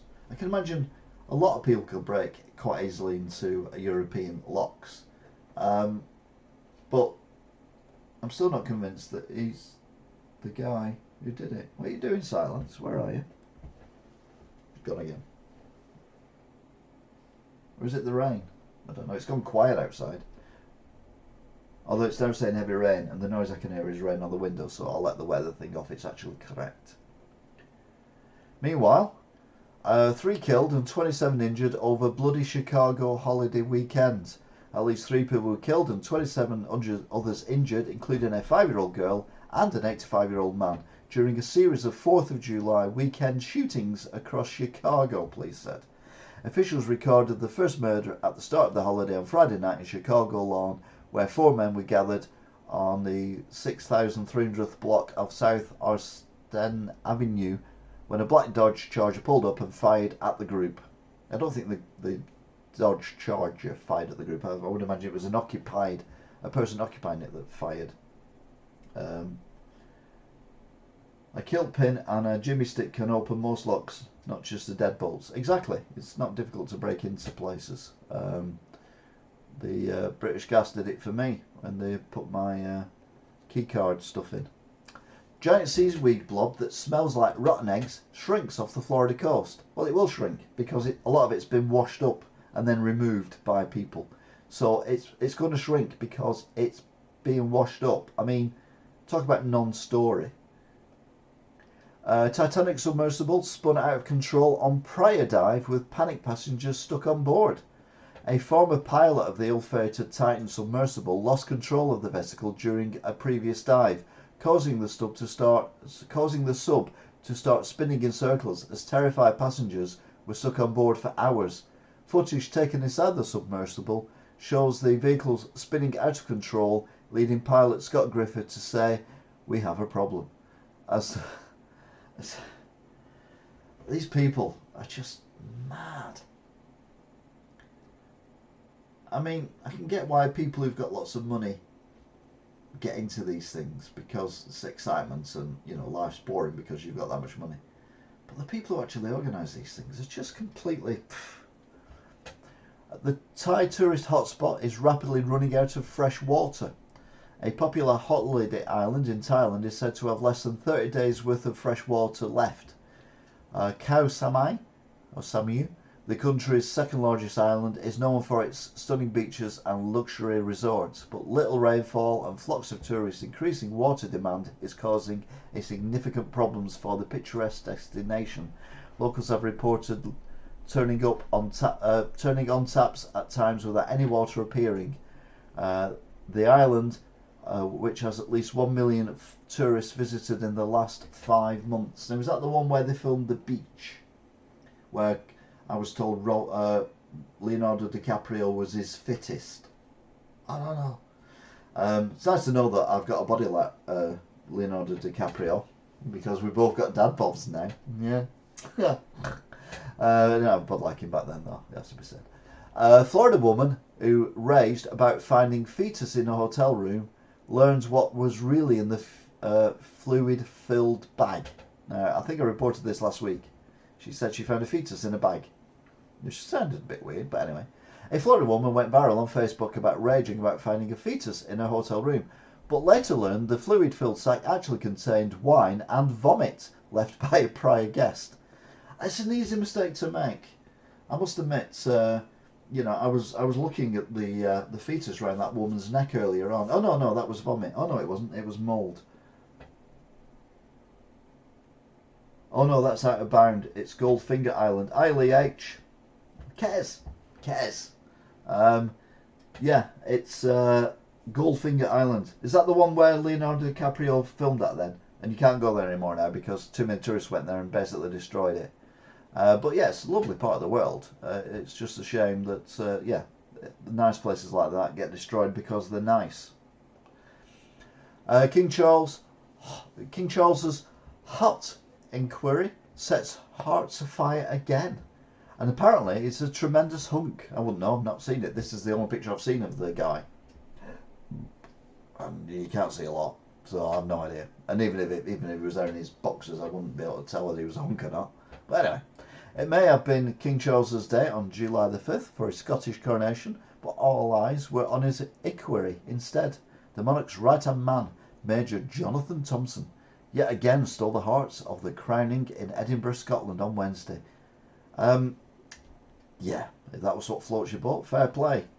I know people do like a man in uniform. Talking of which, maybe they don't fancy this man in uniform because this man's a psychopath. Ex-Wagner Group boss returns to Russia to collect confiscated weapons. The founder of the Wagner mercenary group, who was exiled after staging a botched armed mutiny against Russia's military brass, was invited back to the country to collect his massive cache of weapons. Invited back. Hey, we've got all your weapons here. We could send them to you to Belarus because we're a friendly country like that. Or do you want to come here and pick them up yourself? Promise you won't fall out of any hotel windows.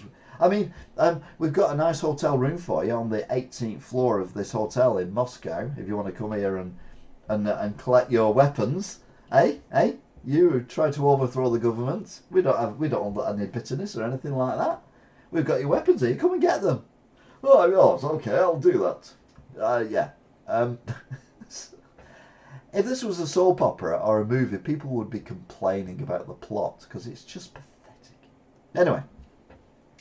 Video shows frantic crowds scattered during Texas shooting chaos which left 3 dead. Video of a shooting in Fort Worth, Texas on Monday captures complete chaos as people scatter to avoid a hail of bullets shot indiscriminately into the crowd by a group of gunmen. The assailants, who killed 3 and wounded 8 others, remain on the run according to local reports. In the video, attendees of the Como festival were seen running for cover. Well, yeah, obviously. I mean, if you're somewhere and someone starts shooting indiscriminately, or even shooting discriminately in where you are stood, what are you going to do? Yeah, I mean, okay, I know Americans are used to all this, but you're going to run for cover because, for God's sake, there's someone shooting, and you don't just, I mean, Florida boy, 7, fatally shot during 4th of July jet ski fight. A 7-year-old Florida boy was fatally shot by a stray bullet. Oh, that's okay then. On Tuesday during a fight over jet skis. The child, whose name was not released, was shot in the head when gunfire broke out near a picnic area off the Courtney Campbell Causeway in Tampa. The boy's grandfather tried to protect the youngster by pulling him into a vehicle and was struck in the finger by the same bullet. I mean, for God's sake, America. For fuck's sake, sort yourselves out.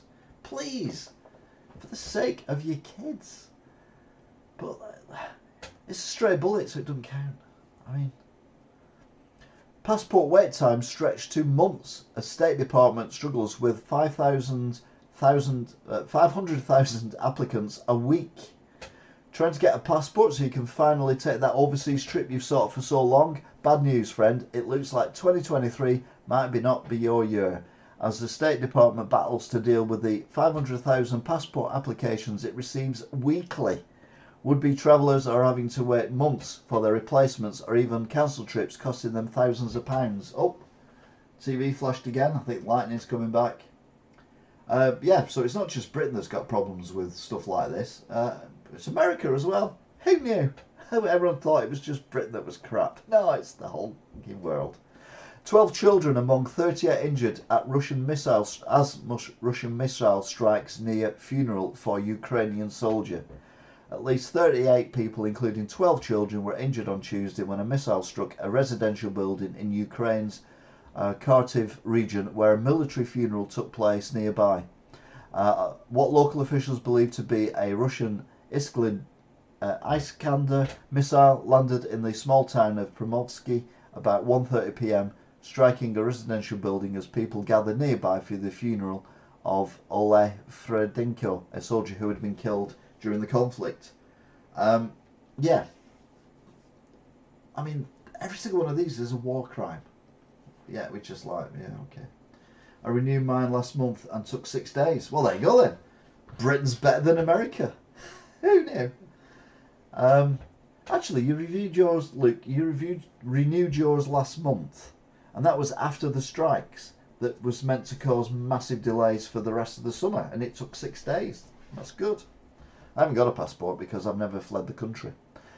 Boy 13 shot in Harlem as gun violence involving youth continues in New York City. An innocent 13-year-old boy was shot in Harlem early on Tuesday, the latest victim in a troubling trend of gun violence involving youngsters. It's not a troubling trend, it's normal in America. That's the trouble, it's normal. The teen was hanging out with a group of friends 2 blocks from Jackie Robinson Park just before 1 a.m. when the gunfire erupted. The boy was struck in the lower left leg and taken to Bellevue Hospital, where he is expected to make a full recovery. Bellevue Hospital does feature quite a lot in this, and the reason why that sticks in my head is because when I was a kid, there's a district in Manchester called Bellevue, and they had a zoo, and we used to go to Bellevue Zoo quite a lot. It wasn't the best zoo in the world, but it was the 70s, so we didn't really know any better. But yeah, it doesn't say it was a stray bullet, which means this obviously is not okay. This is more serious. But I mean, it just baffles me that I don't know. Housing developments to require residents to show patriotism with American flag. A new North Carolina housing development will require residents to prove their patriotism by flying an American flag year-round, so patriotism can live there too. I really should read these before I read them out. So you put a flag outside your house to show that you live there, but patriotism can live there too.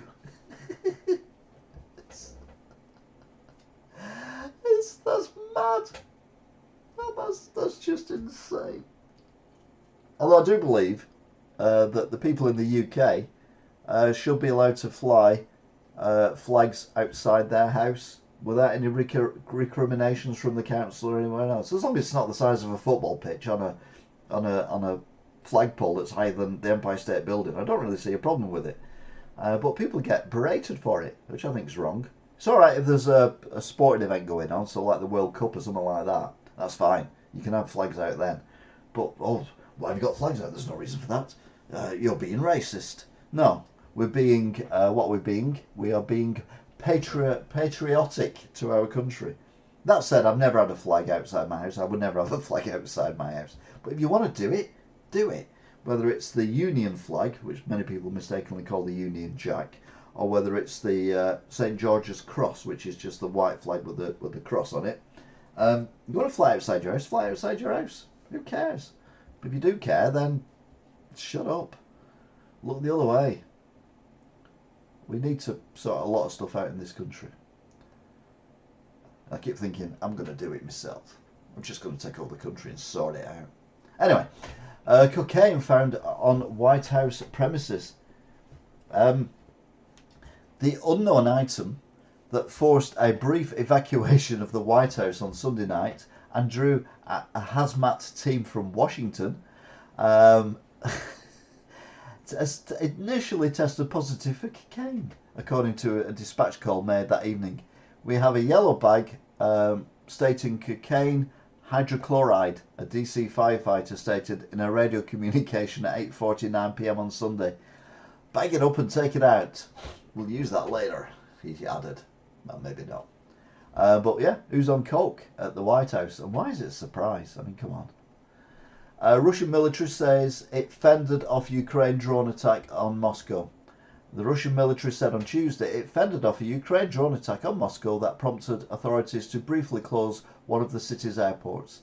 The attack, which follows previous similar raids on the Russian capital during the previous months, comes after a mutiny launched by mercenary chief Yevgeny Prigozhin, which saw his Wagner troops approach Moscow in its biggest challenge to Russian President Vladimir Putin, failed. And yeah, that's it really. That's that news. Anyway, Subway. No, it's not actually subs, but it is subs. Sick Subway. Georgia Subway under fire for Titan disaster themed sign. Our subs don't implode. Sick. That's the other word for it. New York City homeless up 18% in 2023 despite sweeps and new outreach. The number of New Yorkers roughing it on city streets and subways jumped by nearly 18% in just a year, contrary to Mayor Adams' efforts to stop people sleeping in public places. I mean, the truth of the matter is, there are many people who are drug addicts and have got mental health issues who don't want to get involved with anyone. They just want to be on their own. I'm not saying that's right. I'm just saying that's the situation that people are finding themselves in, and they don't want help. And you can't force people into it. So people are going to be out on the streets. Plus, cost of living crisis. New York is an expensive place to live, so people will be being evicted from their apartments, etc. It's just tragic what's going on around the world. It's not just New York, though, it's everywhere. Zelensky reveals what music he listens to in breaks from the war. When he's not busy overseeing a crucial counteroffensive aimed at sending Russian forces down a highway to hell, Ukrainian President Vladimir Zelensky pumps himself up by listening to AC/DC and Guns N' Roses. Maybe not when they're at festivals in the UK. But anyway, Ukraine's leader opened up about his musical tastes and intense morning routine involving the head-banging sounds of classic rock in a new interview with CNN. She travelled to Kiev, Erin Burnett, to interview Zelensky more than 60 months into the war and asked what kind of music he liked. I mean, it's like me asking people what kind of cheese they like. Evening Peter F, welcome to this look at the world news currently in the United States of America, although that was the Zelensky thing, it's the Americans' view of it. OceanGate suspends exploration commercial operations after Titan implosion. Yeah, they were criticised for not doing that last week. Well, they just lost their founder and 4 people. The last thing they needed to do was necessarily update their website. I doubt the orders were coming in quickly. Anyway, they've sorted it out now, which is good. Greta Thunberg, sorry, something in my throat then, charged with disobedience for blocking oil tankers. Greta Thunberg has been charged in Sweden with disobeying a police order after she joined a group of climate activists blocking oil tankers at a port. Swedish prosecutors confirmed Wednesday that a young woman was charged with disobedience because she refused to comply with police orders to leave the scene. Now, obviously this is a part of Just Stop Oil, but this is what they should be doing if they want to do it in New York on Monday with work. Oh God, I hope you've got a bulletproof vest, mate. We've been discussing nothing but stray bullets. Think of Mission Impossible, where you've got all the lasers you have to get through to get to the end. That's what it's like going down the street at the moment in New York. But anyway, yeah, fingers crossed and all that. But Greta Thunberg has been blocking oil tankers. Now that makes sense because they've got oil in them, or petrol or whatever. So Just Stop Oil activists go to places like Stanlow and sit outside there and stop the tankers coming in and out, if that's what you're going to do. That protest would actually work and make sense. Just going into the whole place stinks of weed. That's because it's legal now. She's finally facing the consequences of her actions. Well, not really. She won't. Nothing will happen. She's too famous for all that now, isn't she? But at least I don't have a problem with her protesting outside an oil refinery type place about oil. It makes sense. It doesn't make sense when they go on tennis courts in Wimbledon, cricket matches, test cricket matches, horse racing, snooker places, the the Formula E. I mean, for God's sake, they protested at Formula E. These people are off their head. But if they're protesting outside Stanlow Oil Refinery and things like that, then fair play, fill your boots. That makes sense for what you're protesting against. I'm not saying it's going to work or anything or change anything, but at least it makes more sense than, you know, jumping on a snooker table. Not much more sense, but still more sense. I've never been to New York. I never go to New York, I'll be honest with you. Anyway, we got a funny thing now. Exclusive girls' school called out over phallic garden. A private girls' school in Australia was caught in quite a pickle over a garden variety penis. The $39,000 a year Presbyterian Ladies College in Sydney inadvertently erected a phallic-looking front garden on its Croydon campus. How many bloody things can they get into this? On Monday, on its Croydon campus, Croydon in Australia. Headmaster Paul Burgess said he missed the shape during the design phase, but that a former student who viewed it on a drone's footage pointed it out. Well, how many did we get in there then? We got the Presbyterian Ladies College in Sydney inadvertently erected a phallic-looking front garden on its front garden campus. Oh, it's only two. It's not bad, I suppose. But yeah, I think she's manipulated by parents. 100%. She's got Asperger's or something similar. So yeah, she's been pushed out by... The relatives of these people cause the problems, which is what I was on about before. I was talking about Sir Major Tom Moore, the 100-year-old guy who did that walking up and down and raised millions for the NHS and all that kind of stuff.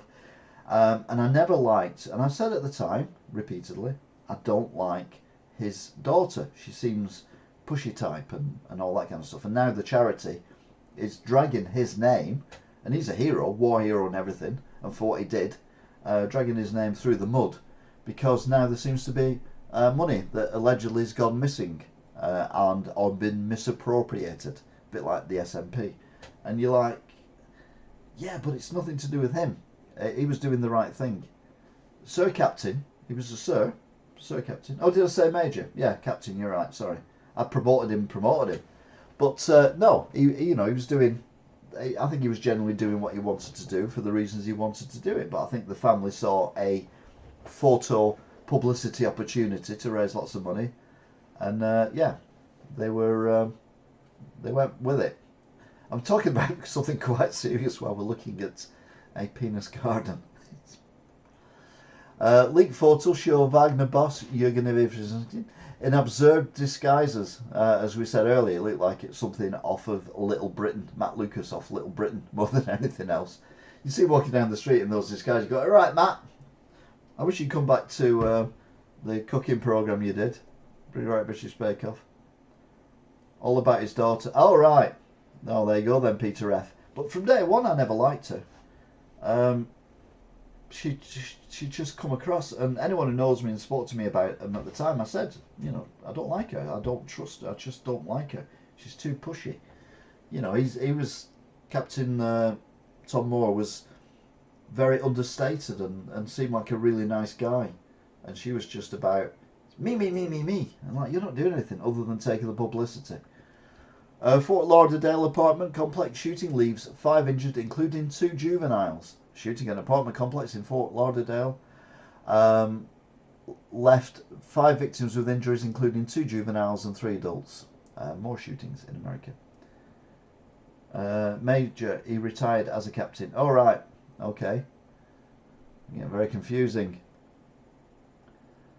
2 New York firefighters killed while battling a cargo ship fire. 2 firefighters have been killed by battling a massive blaze on a container ship docked at Port Newark, New Jersey, according to reports. That's the problem with these ships. There's that much stuff in them, and a lot of it is flammable. But the problem is everything's stacked on top of everything else, and the containers, when they get hot, become fragile and basically can't hold the weight of the ones above. And yeah, awful. Raid on Wagner boss home turned up sledgehammers allegedly used to kill traitors. I mean, this guy, very sound of mind. Not. I mean, in a way, Putin needs slapping down, but I'm not sure exactly that Jürgen Infantino is the guy to do it. AI robots claim they can run the world better than humans. We can achieve great things. Yeah, Terminator is coming. The world, it'll figure out soon that the world will be better without humans. TikTok brainwashed me into being transgender. Now I'm detransitioning. At the age of 13, Ash was severely under the influence, but not under drugs or alcohol, of TikTok. The brunette told the Post that trendsetters in the popular app wrongfully convinced her that she was transgender. I saw TikTok videos by influencers saying how transitioning saved their lives, said Ash, now 16. After becoming depressed at 12, she leaned on the virtual platform as an emotional release. Yeah. Oh, here we go. He left the army in I'm on about the rain, by the way, not what you've put up, Peter F. He left the army in 1945, and it was his daughter who used the captain title when she sent the press about his walk. Yeah, it was all her. He wanted to raise £1,000, and as soon as the press got interested and become a war hero and a hero for doing what he was doing, it became millions, which was brilliant, don't get me wrong. But you just think she wasn't in it for the right reasons. I mean, even if it was just to get publicity off her dad's back, that's wrong. Hilarious video shows cops chasing escaped pet pig named Mr. Bacon Bits. A pot-bellied pig went hog wild in Louisville, leading police officers and neighbours in a hilarious chase that was caught on a body camera. Police said on Thursday they received a call about Daggum Pig, who they dubbed Mr. Bacon Bits, running around the neighbourhood. Okay, now we've seen it all. Imagine our surprise when we got on the scene and that pot-bellied pig was running free. Sorry for the poor grammar. Yeah, don't worry about it. If I was at school now, I'd be diagnosed as being dyslexic. I used to think I was dyslexic, but then I realised, no, hang on, that's not my joke. My joke is, I used to think I was dyslexic, but then I realised I had a speech impediment. But yeah, I was just classed as being thick at school, which was weird because I was in the top sets for everything, but I just couldn't write it all down. Which is ironic considering now I write a column in the local newspaper. If my teachers could see me now, they'd probably criticise the grammar to this day. A man killed, 3 teens hurt in New York City shootings. A man was killed and 3 teens wounded late Thursday shootings at the Bronx and Staten Island, authorities said. A 28-year-old man was shot in the torso in front of the home, in front of our home on East 23rd Street. He was taken to Jacobi Medical Center where he was pronounced dead. No arrests have been made, and the motive is under investigation. Then it repeats the same thing over again. and then 3 kids were hurt as well in shootings, but it's fine because they were probably stray bullets, so it doesn't really matter. Prince Harry may turn his back on Meghan Markle. Oh no, Meghan Markle's Hollywood lifestyle. Damn. I have my fingers crossed then. Apparently he's fed up of living like a superstar. Yeah, it's weird. What do you want, mate? Seriously. Jimmy and Rosalind Carter mark 77th wedding anniversary at Georgia home. Former President Jimmy Carter and Rosalind Carter are marking their 77th wedding anniversary with a quiet Friday at their South Georgia home, extending their record as the longest married first couple ever, as both nonagerians face significant health challenges. The 39th president is 98 and has been in home hospice care since February, and the former First Lady is 95 and has dementia. Yeah, it's sweet, isn't it, that you can be married for that long. I mean, I've never been married. I've been engaged a couple of times, but I've never been married. I would never get married now. I just don't believe in it. To be fair, I don't want to be in any relationship with anyone. The thought of anyone. I even cut my own hair because I don't want people touching me. Imagine having a relationship where get away from me. Stop being affectionate. Go away. Meghan is a poor old sod. A poor old sod. I'd say Meghan Markle is the Yoko Ono of the royal family. I've said that from day one pretty much. I think it still stands to this day. I can hear the rain on my roof. And I'm downstairs. No, I'm upstairs. Woman 90 retires from a Dillard's job after 74 years and no missed days. This was long overdue retirement. Melba Mebane, a 19-year-old Texas woman, finally called it quits, retiring from a retail job at Dillard's department store after working there for astonishing 74 years. The devoted employee first started as an elevator girl at the Dillards in Tyler, Texas in 1949 when she was 17, before being promoted to the cosmetics department. I must admit, for a 90-year-old, she looks good, so whatever cosmetics they're selling, they're good. I must admit, I want to be like that. I don't want to be like a 90-year-old woman. Obviously. I say obviously. It's not obvious at all these days, but I don't want to be a 90-year-old woman. But I want to be working as long as I can. I'll be honest, the job I've got, other than when I'm moving shops, isn't exactly what you'd call strenuous. I mean, strenuous as it gets is, thank you. Beep. There you go. So it's not a strenuous job. So I could, in theory, do it as long as my health holds out until I'm 90. And I wouldn't mind doing it. I really admired a guy in Wigan who worked at his electrics shop that sold, light bulbs and stuff like that, and various electric bits and pieces. Because you could go in and you could say to him, have you got something that can connect my PC to Spectrum? And he'd always have his... A very, very elderly gentleman, at least in his 70s. Very neat hair though, white hair, and little tash, and he always had his jacket on, his not his overcoat, like what scientists wear, the thing that scientists wear, the coat with the pen marks on it and everything, a bit like Arkwrights in Open All Hours, like white. I think it was white, or it might have been slightly brown. And he'd go, he wouldn't say anything, he'd just go. And then he'd disappear in the back. And it's a tiny shop. The shop is no bigger than this mobile phone. I mean, it was tiny. He'd be gone for 2 or 3 minutes. And then he'd come back with this plastic bubble wrapped item that was exactly what you were asking for. No matter how random it was. And he'd put it down on the desk and he'd go, there you go. That would be £2.99, please. You give him the money, give you the change, and off you go. And it was fantastic. He has retired in the last few years, and it's now a barber's shop. Lab Coat, that's what I was looking for. Goodwin's, yes, that was the name as well. Probably didn't have the skin rotting chemicals in the makeup back then, no. Well, they could test them on animals and see if their faces fell off first. We're on about the lady in the makeup hall. But yeah, it was always charming to go in there. It was he was such a nice guy, and I genuinely hope he's enjoying his retirement now still, and he's not one of these people who work and then retire and then pass away within like 3 weeks of retiring, because that would have been dreadful. But I would assume I would have heard if he had passed on, because he's so iconic in the town. I mean, look, we've got 3 people who've mentioned him from my really bad description.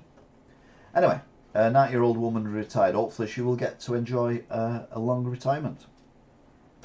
Zelensky thanks soldiers at iconic Snake Island on the 500th day of the war. Ukrainian President Vladimir Zelensky commented... Did I mention I was dyslexic?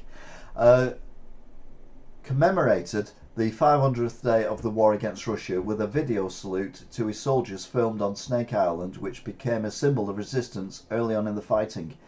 If you remember that Snake Island was the one where the Russian ship says, if you want to live, get off this island now, we're coming here, and the Russians basically went, "Gew," and fought on brilliantly. Goodwin's was one of the best shops. I shook his hands. Oh, I never did that. I feel really bad I didn't do that now. It was a fantastic shop. Miss it terribly. 97% of pet owners say their animals are part of the family. Why is it not 100%? I mean, obviously, animals are part of the family. I had a young lady in today in the shop. I've known her for a while, and she used to breed snails, and they're massive snails, the snails that fit on your hands, the huge things. Anyway, tragic story. She doesn't have them anymore now, through no fault of her own. But she had one, and what did she call it? It was a name that's going out of fashion. I know one was called Gary, and then there's this other one, might have been Nigel, and she said, this is a snail. Okay, it's a big snail, but still a snail. It recognised her, and when she came into the house, it actually moved towards her. Obviously not, didn't come running and then leap on her going like a dog would. But it came moving towards her. It would, if she put it next to the TV when there was music on, it would just sit there and not move, and just, we assume, enjoy the vibrations through the TV sets of what was going on. So. And she got emotional talking about it, and then she showed the guy who works for me on a Saturday the pictures of this snail, and it was like talking, the African giant snail, that's it. It's like talking about, a member of the family who she'd lost. And I'm like that with the cats. There's a video of me on here, November 2020 or maybe 2021, and I do a vlog. And I'm really, really upset because my previous cat to silence had died rather unexpectedly and suddenly in my arms. And, I was emotional about it because, it's a family, it's part of the family. And I've got emotional about other cats that have passed away as well, because they become part of the family. And I can understand why people get emotional about dogs and things like that. So for only 97% of pet owners to say their animals are part of the family, I find shocking. It should be 100%. Otherwise, why the hell have you got pets? And not only that, they're not really pets. You're caring for them. I hate to be one of these assholes who says, being a bit woke, but I don't like the term pets. I don't like the word companion either. You're basically a carer for these animals. And let's be honest, Silence doesn't need caring for. She couldn't care less whether I lived or died. She's a cat, they don't. But still part of the charm of them. Hi Daniel, hope you're good. The guy who was in today with you is so polite and nice. Cheers to him. Oh yeah, that's Callum he's called. Yeah, he's just got a 1-2 degree in law from university. So he's very intelligent. He's got zero common sense, but he's a very intelligent young man. But yeah, simple things confuse him. It always amuses me. I had my last ex, so we're going back 15 odd years ago. She had a granddaughter who was, under the age of 10, and so bright it was unbelievable. Absolutely bright as a button. Could do sums, spelling, writing. Uh, have a real intellectual conversation with her and all stuff like that. But how she never got run over crossing a road, or how she never cut her hand off using a knife and fork, I've no idea. Absolutely zero common sense, but so brainy. And he's like the epitome of that. He's really, really intelligent, but no common sense. Pets are better than humans. They are, to be fair. I agree. You can't really fall out with a pet. And talking of which, you must know what I'm talking about, because I said her name, didn't I? I said Silence. So she's actually come in the room and just walked around my legs a few times. Simple things often confuse intelligent folks. Yeah, you see him stood there sometimes and he's like, have I scanned this? Have I not scanned this? Have I given the change or whatever? You can see his brain working and you're like, you've just got a 2-1 degree, mate. You've got... It's just... I love it. I think it's brilliant. I love stuff like that. Anyway, we're near the end now, you're pleased to hear, because it's been going on for a lot longer than normal. 2 hours. We've normally been doing an hour and a half recently, but we're up to 2 hours. Oh, I've just moved that. I didn't mean to move that. Oh, I didn't mean to do that either. Hang on, let's get that back. Put it back where it should be. There we go. So, Australia. So, meanwhile, down under sport, chuck another Barbie on the prawn or something. I don't know. Gotta be. Must be going on in Australia. Cameras. Who knew? The question they're asking is, are AI cameras invading our privacy? Do you think AI mobile phone detection cameras are invading our privacy? New mobile phone detection cameras are now enforceable, but privacy advocates are demanding a stop to the rollout. Now, I can see, particularly with that picture, a reason for the cameras, because that person hasn't even got hold of the steering wheel, and that one would assume is driving their vehicle on a road. So that person needs to be dealt with. So I have no issue with that at all. You also cannot see their face. So if their face is not in, then that's fine as well, I think. I don't think you're invading anyone's privacy in that respect, unless, of course, they're driving naked. But again, it's not illegal to be naked, so that's not that bad either. And if you're naked in public, then you're not going to worry about anyone seeing you, because you're doing, you know you're naked in public. I have dreams about being naked in public. It's weird. Not in a rude way, just the fact that I'm naked. I know I'm naked. I don't look and say, oh, I'm naked. I just know I'm naked. And I'm in a dream, and it's weird. Yeah, that's just me, obviously. But someone's thinking of me naked. It's bad enough you see me when I weigh myself. Hello. What do you want? What you want? What you want? Come here. Come here, baby. We're talking about animals being part of the family. I know you don't like this. I know you don't like this. But go and let's say hello to the nice people.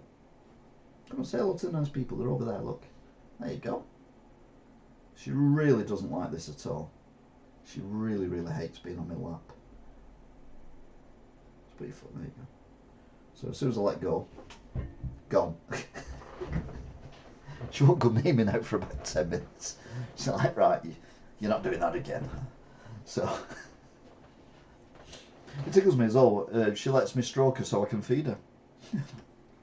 Like, yeah, come and give me a stroke. There you go, right now. And then she'll stand up and go walk near her food and then look at it. Right, you've stroked me. I want my food now.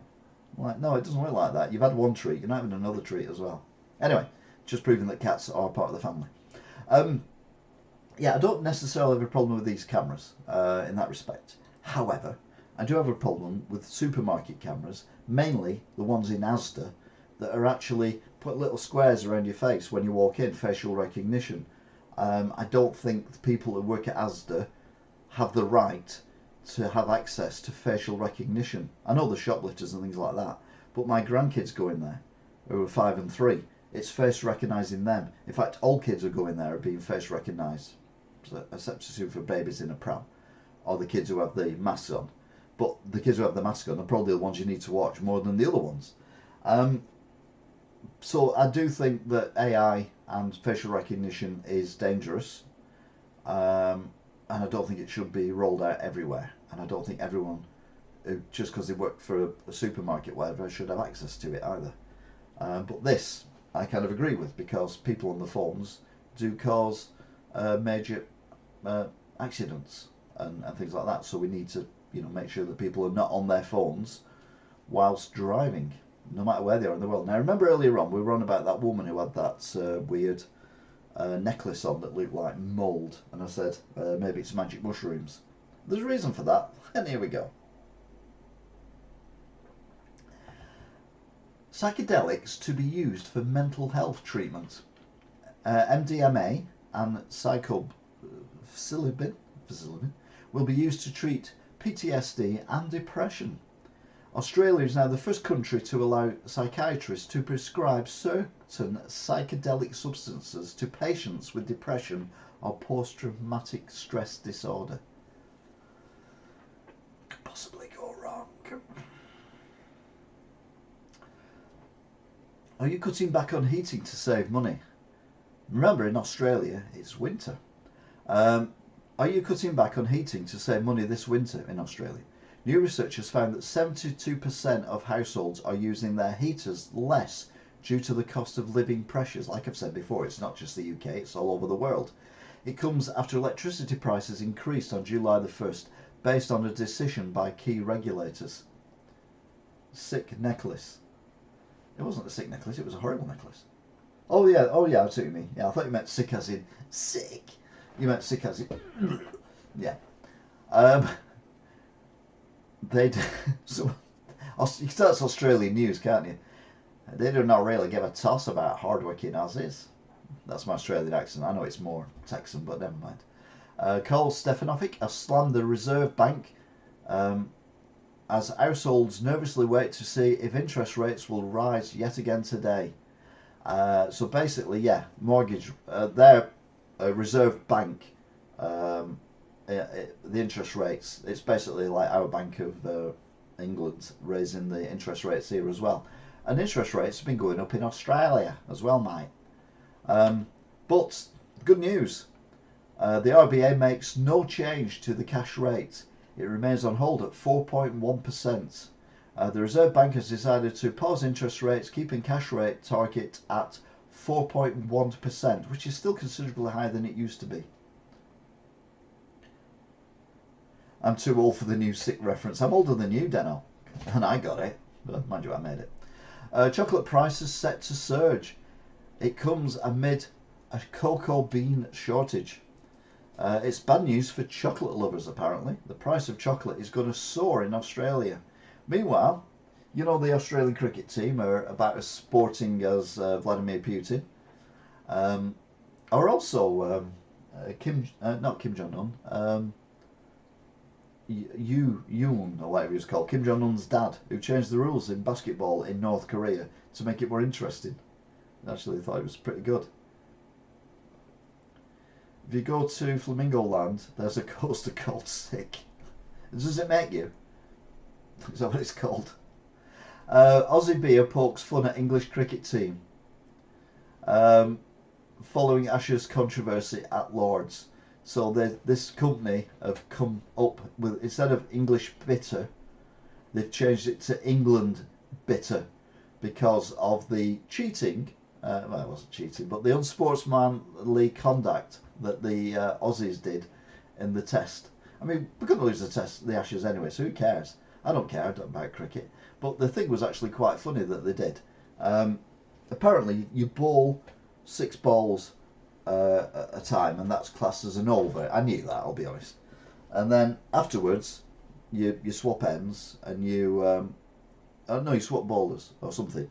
But there's a pause in play, and then you bowl another 6 balls and so on and so forth. And that's how cricket works, to a degree. And what happened was, it was the 6th ball, it was the last one, so it bowled it, the ball bounced over the cricketer, one of our guys, who didn't actually hit it or touch it in any way, shape or form. It was caught by the wicket-keeper behind, and as is normal, our guy walks out of the crease, which is the little white lined area in front of the stumps, which are those 4 little bits of wood with a bit of wood stuck on top, to chat with the other guy, who'd also walked away from his. At which point the guy holding the ball, who just caught the ball, threw the ball at the stumps, the woody bits, and knocked over the bit off the top, and that meant that our guy was out. Now, it's not illegal, but it's not normally done. But yeah, we all know Australians cheat a lot. Same old Aussies, always cheating. Cricket is like the colour beige. I agree. It's like, they tried to make it more interesting, didn't they, with that 100 and making them all dress up in like clown costumes, but that didn't really work. I said it didn't really work. I've never watched 5 seconds of it, so yeah, it didn't work at all. Anyway, that's Australian news, which brings us to, and finally, that was actually more Australian than the Australian. Not so many, I don't think. No, thank God for that. See the first one. Guns N' Roses played at Glastonbury, and I'll be honest with you, it was pretty bad. But I couldn't place who I thought Axl Rose looked like. For a while, I didn't think it was Axl Rose. I thought it was some old guy who managed to get on, maybe a stop oil protester or something. It was just very peculiar. But don't worry, the internet's got it covered.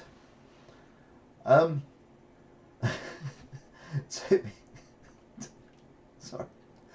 If you're not English, you won't get this. But we have a soap opera in England which is called EastEnders, and one of the characters in it is called Ian Beale.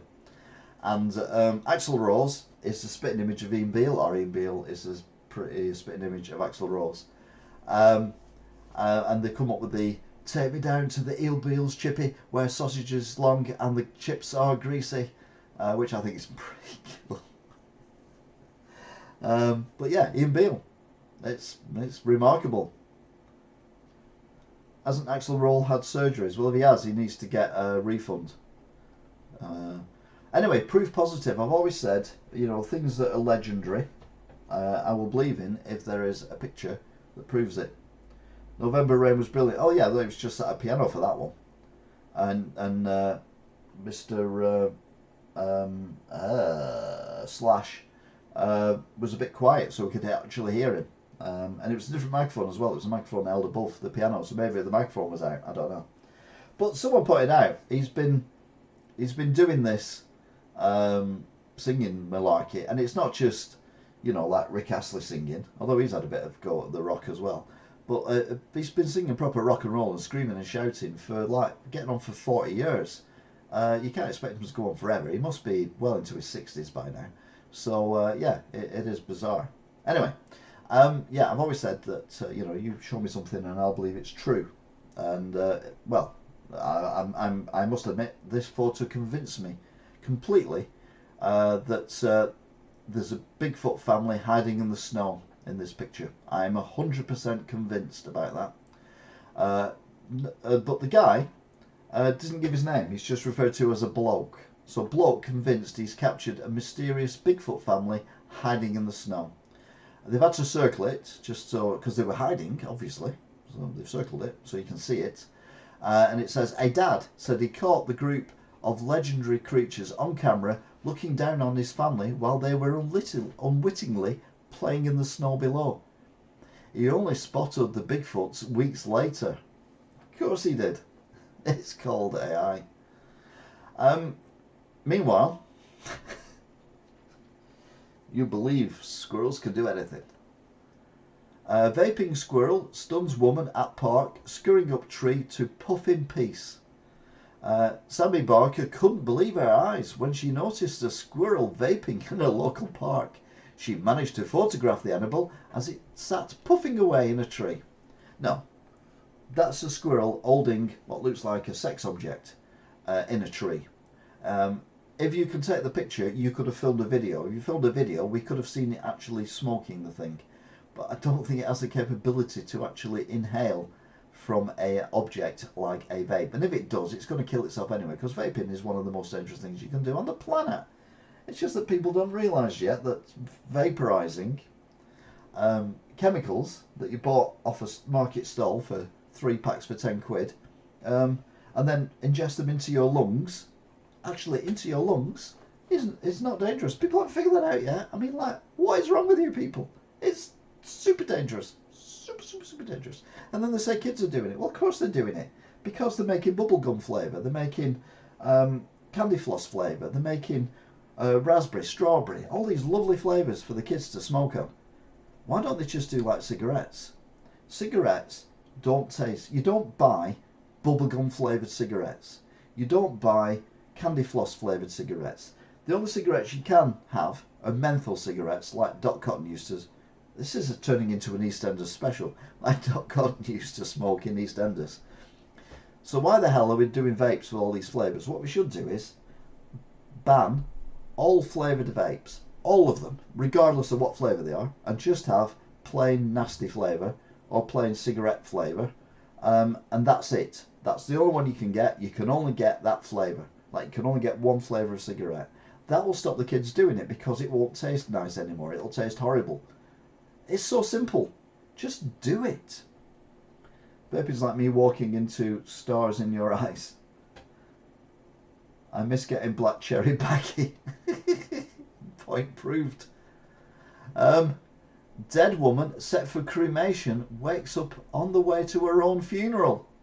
Now this is why in Britain it doesn't happen so much, because we actually keep the bodies for a few days, sometimes weeks, sometimes months, before we dispose of them. But in some countries, your funeral is pretty instant. You die, you're lugged off, and that's it.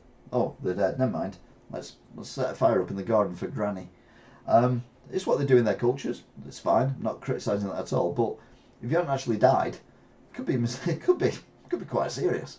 But passengers on the way to a ceremony were stunned when the woman suddenly gasped and opened her eyes, with relatives believing she'd make the shocked return to see her children. No, she wasn't dead. Sadly, she did pass away a few days later. But anyway, fears of Rufus serial killer intensify after fifth body found at same lake. The local population of Austin, Texas, United States, are fearing for their lives as rumours of a serial killer intensify. 5 bodies have been now found in the same lake this year. Yeah, I think we spoke about this last week. I mean, come on, guys. Obvious. Vladimir Putin's baby troops to be taught military skills in preschool. I'm not saying he's getting desperate, but these will be on the front line this time next month. The thing is, they're very difficult to shoot because they're so small. So it might work out well. Brit facing jail for carving name in Rome's Colosseum begs for forgiveness. No, you mate. You wrote on a UNESCO World Heritage site, you should get life imprisonment. Or better still, life in one of the cells in the Colosseum itself. Or not even life, no, let's just leave him there for 3 weeks.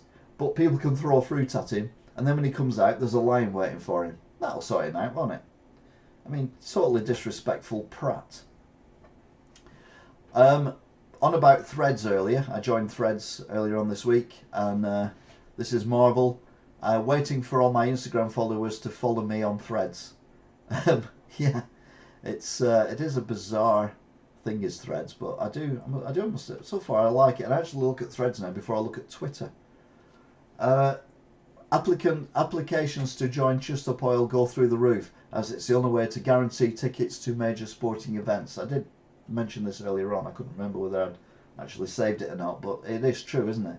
It's the only way you can get tickets to get to major sporting events is by joining Just Stop Oil.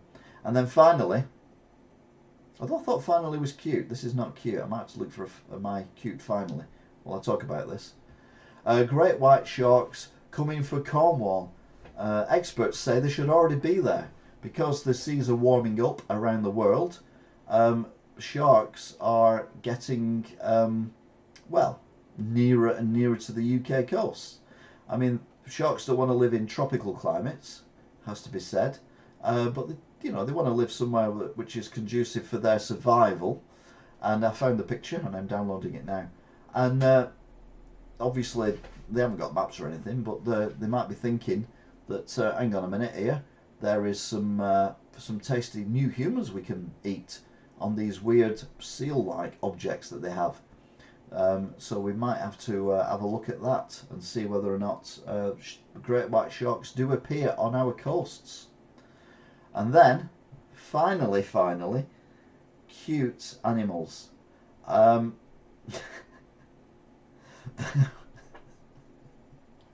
these animals were found at the pyramid stage after the Guns N' Roses gig, of which we referred to earlier. And I must admit, they do look startled. To be fair, they are owls.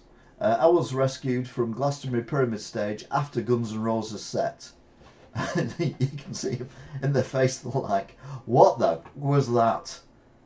But I tell you what, Slash can play guitar. Slashy plays guitar. So yeah, cute little animals, little baby owls. To end on rather than a nasty shark.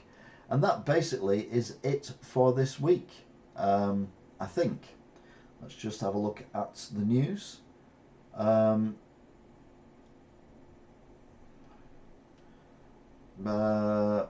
Oh, 5 dead after condemned building collapses during heavy rain. Oh, hang on a minute. Breaking news, breaking news. Where are we?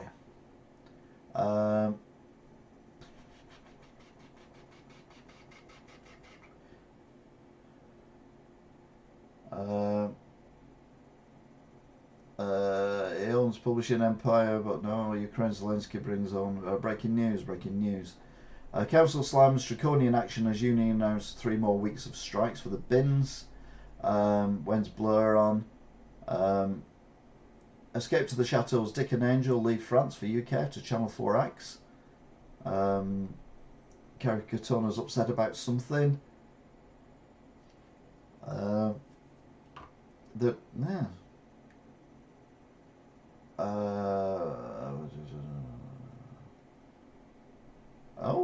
Channel 4 and Sky make partnership announcements for F1, which is good. What else is going on? And that's it. That's the breaking news. It's a bit shit, really, but there you go. I mean, I can't make the news interesting, obviously.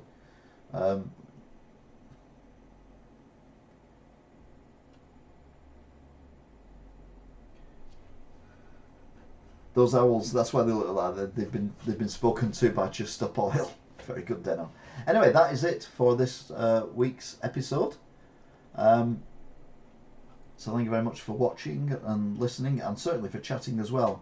So Daniel, who was on earlier, Smiley Mac, Luke Williams, Angela O'Kane, Deno, JT. Did I say hi to Rachel as well? I hope I did. If I didn't, JT, I know you listen to this at work, so say I did say hi to Rachel. If I did say hi to Rachel before, but I was in the middle of something, I think, when you come on. Foxstar, Smiley Mac, I think that's it, isn't it? Oh no, Luke Williams popped up. Alan Barton as well, of course. Lives down the road, apparently. NE. I've had quite a few different people on today. This is good. Jay Morris, our American correspondent, has been on as well. Oh, who's that? Artemis. Just said hello, nothing else, but it doesn't matter. You still get a shout out because you spoke during the thing.